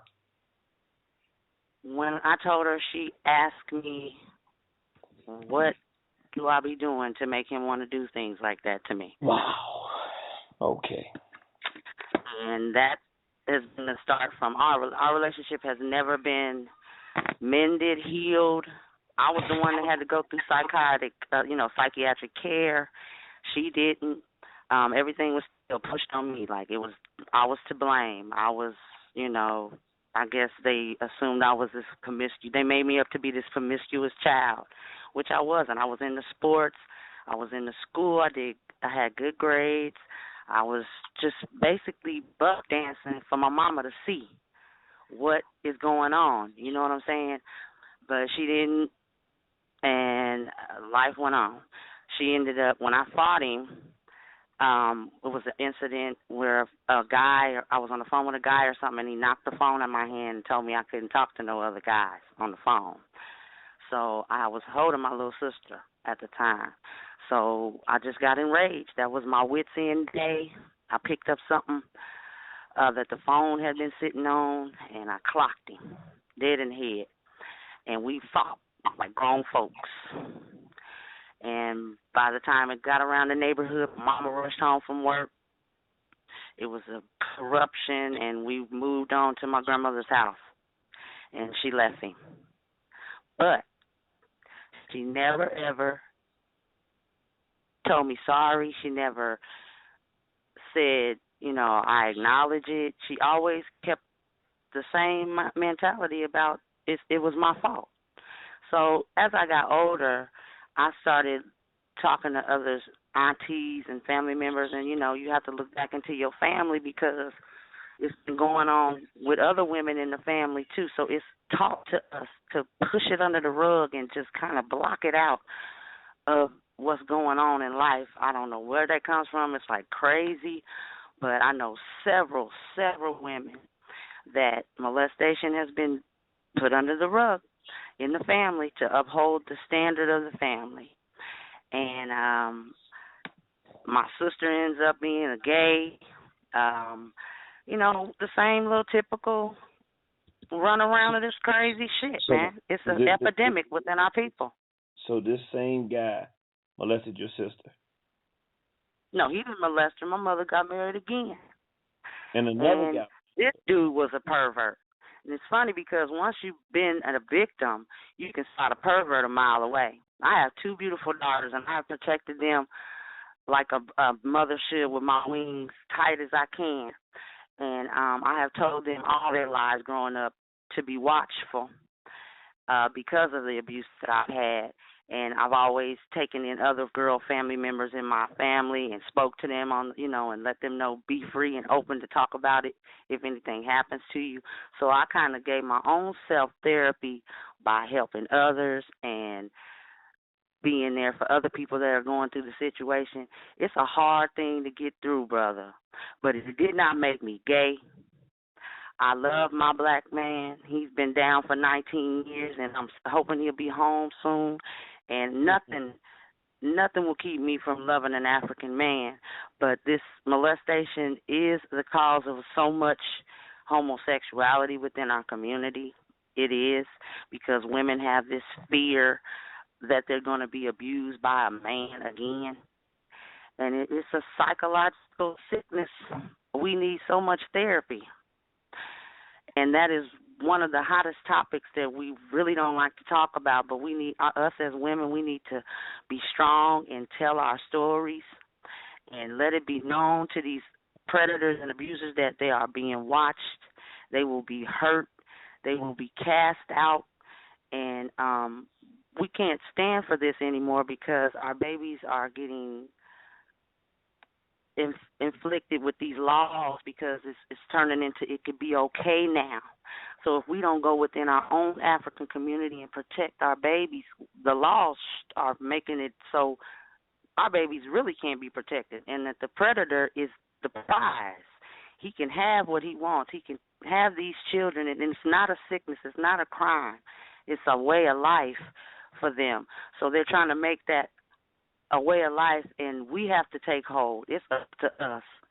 It's up to us to save our babies. And it's just as many young boys going through the same thing, and it's much more harder, I'm sure, to reveal that. But it's evident with these little boys out here that are homosexual that is happening at a fluctuating rate. All right, let me ask you this. We've been talking all night about how bad this problem is and the different stories. We know that it's going to take a collective effort for black men and women to fight this. But honestly speaking, as a black woman, who is most responsible for taking the charge to do something about this situation? The black woman. Because as a mama, you have to watch your babies, and it's your responsibility to protect them and keep them away from men, especially if their daddy's not there or you bringing in new men around them. It is your duty as an African mother to protect your babies. I always believe what they say. I always tell people, even if my kids is lying, I believe them. I deal with that shit at home. But you must always protect your child. And we have to stop bringing in these men every other 6 and 9 months and then dropping them off and then letting another one come in. It's up to us. I believe that. And if I offend any woman out there, I don't mean to, but I spiritually and because I've been a victim, believe that if my mama would have paid attention to me the way that she should have as a mother, that it would not have happened to me. And I do believe it is us that needs to change it. And that was my opinion. And, it's very interesting you say that because, and it's interesting. I'm going to give the exact opposite answer, but I like the dynamic because as a black man, I feel it's our responsibility because these days it's far more women that are sexual abusers, but still the number of males that are sexually abused in our community outnumbers the women. And from a male perspective, I see it as our failure because it's our job to protect our women and children. But I like what you said because you're not pointing a finger at anybody and saying our men aren't doing their job, even though we're not. I can point the finger, though. But the fact that you're saying that, I think if more brothers and sisters looked at it this way and we said, hey, it's time to stop playing games, to start having some consequences, to shine the light. You can no longer molest a child and then walk the streets like nothing happened. We need to have this dialogue in the open, talk about it, how it works, what it does, and start making people feel very uncomfortable. Yeah. And then dealing with it. I mean, look, you got to be where if you get caught and found that you actually did this, you're not safe in a black community anywhere in this country or in this world. And I think that the answers are probably the best. The black man and the black woman have to see themselves as being responsible to protect our children from sexual abuse.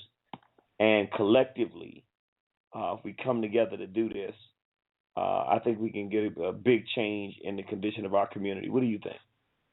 I say, brother, that as well. I do. Within a lot of subjects within our people, and that for sure, we need to come collectively and protect these babies because it's just a common thing now to hurt them.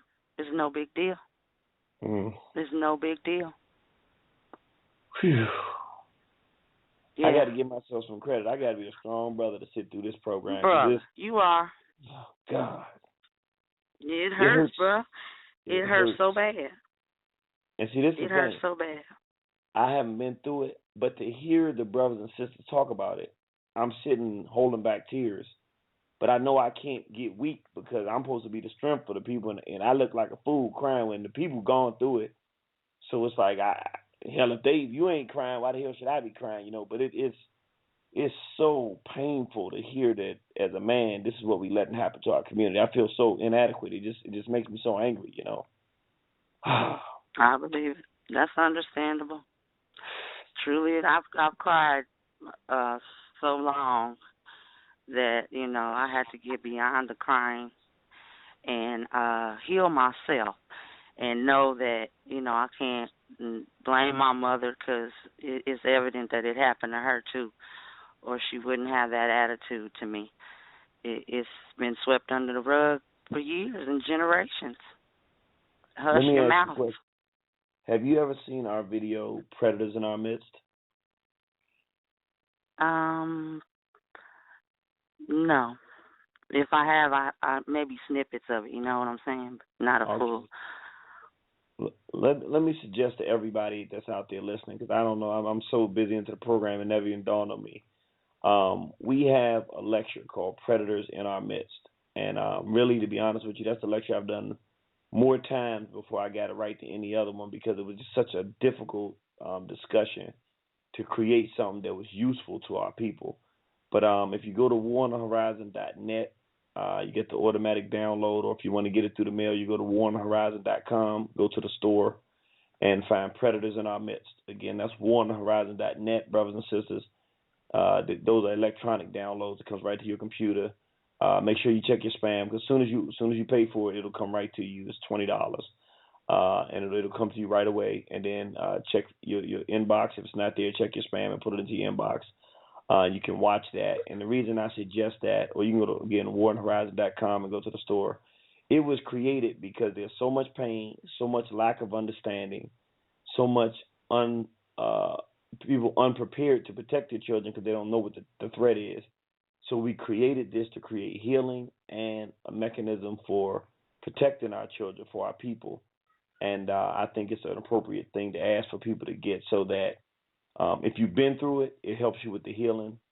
Also, you can see what other brothers and sisters are dealing with, just like this program. But also, we can get a better understanding of what we're up against, so we can organize to really prevent this from continuing. So, my sister, I want to really thank you for calling and sharing such intimate details of the stories that, what you've been through. And we thank you for being strong and keep fighting and keep believing in us. I know your husband is happy about that. Yes, he is. Indeed, brother. I appreciate everything that you do, you and your wife and your beautiful children. You just take care, and I love you, African people, and we can do this. Black love is black power, and we can do this. All Nationville. Right. Yes, ma'am. Well, you take care, my sister. Yes, ma'am. You too. All right. And I just got a note from somebody, and I think it's an excellent note. What I also suggest, brothers and sisters, get the DVD and get your family together at the family reunions and watch it. Get groups, groups of your friends come over and watch it at home, at the group gatherings. Watch it at your school gatherings. Predators in Our Midst is a DVD that was created for the purpose of preventing the ongoing issue of sexual abuse in the black community. And what we want to do is have as much expanded exposure to this product as possible, so that we can begin the ball rolling of organizing to end this. It's important that people not only have that, but this is free. Everybody that's out there, I want you to hear me. If you use Facebook, Twitter, if you use Instagram or any other social media, when this program is over, go to blogtalkradio.com/SBPM, Straight Black Pride Movement, and then get this program. It's called Brothers and Sisters Tell Their Stories of Sexual Abuse. It's time to stop hiding.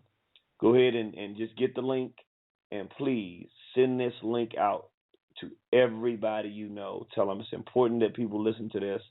It's people talking about black people, talking about their stories of sexual abuse, men and women. And so that we can get this thing going, so that our people can hear about these problems and begin the process of healing from this issue and doing something to save our children. I don't think it's the most important thing and responsible thing we can do as black people on this planet in this day and time. With that said, brothers and sisters, I got 1 million people on the line, but I'm just going to be honest with you. I ain't got it tonight. This program I thought was very, very critical. I appreciate everybody calling, but I'm going to have to let it go, man. I have to take it down for the night and just deal with it emotionally, because we got a war to fight, and this is why I do this work. So I thank everybody for tuning in.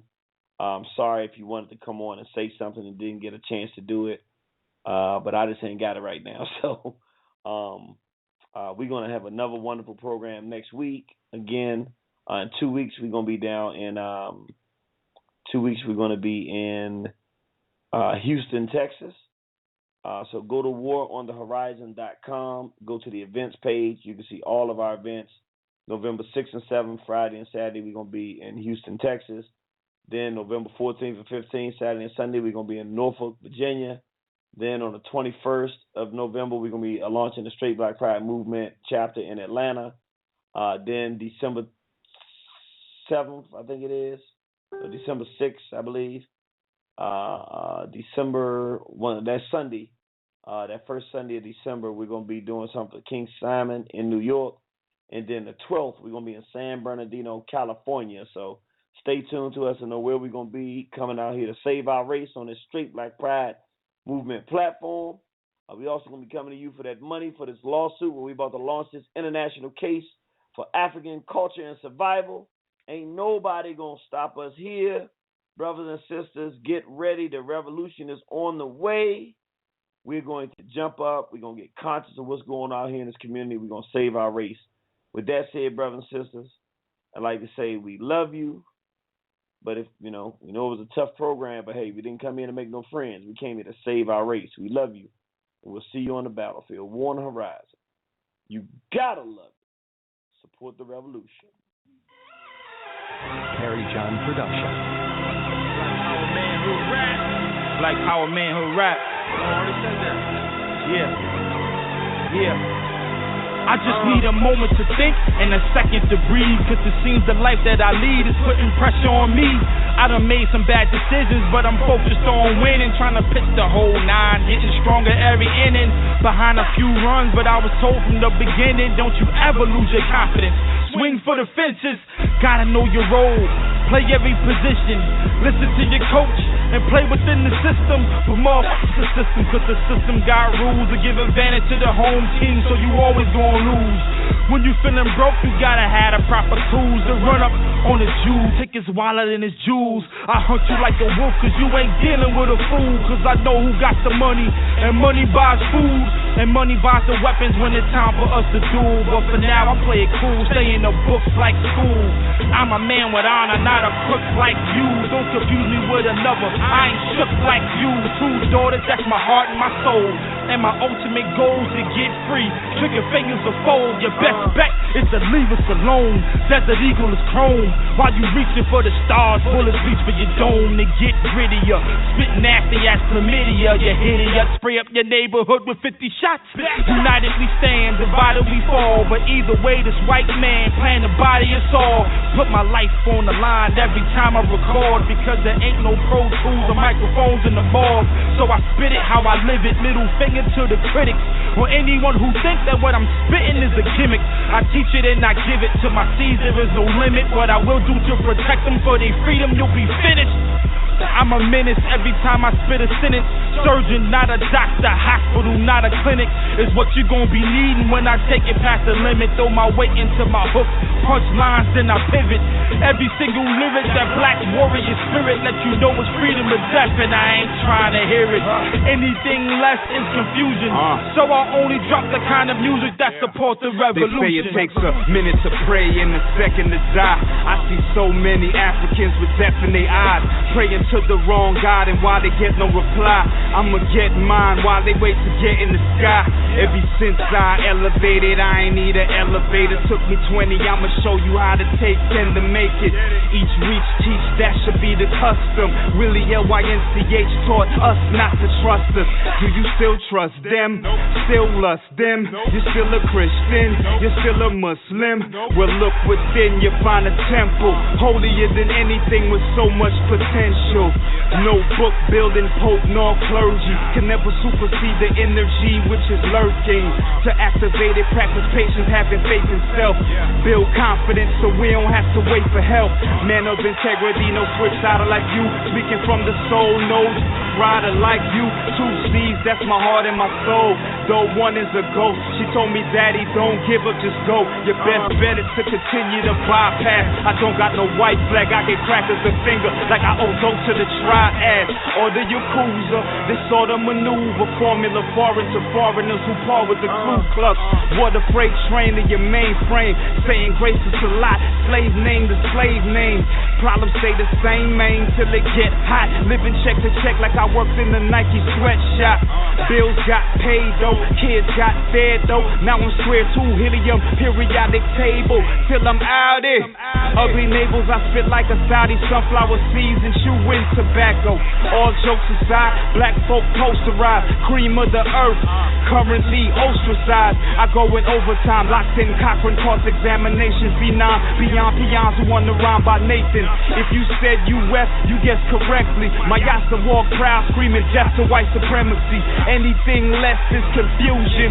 That's why we only drop the kind of music that support the revolution. Yo, with eyes closed, just tap into and two.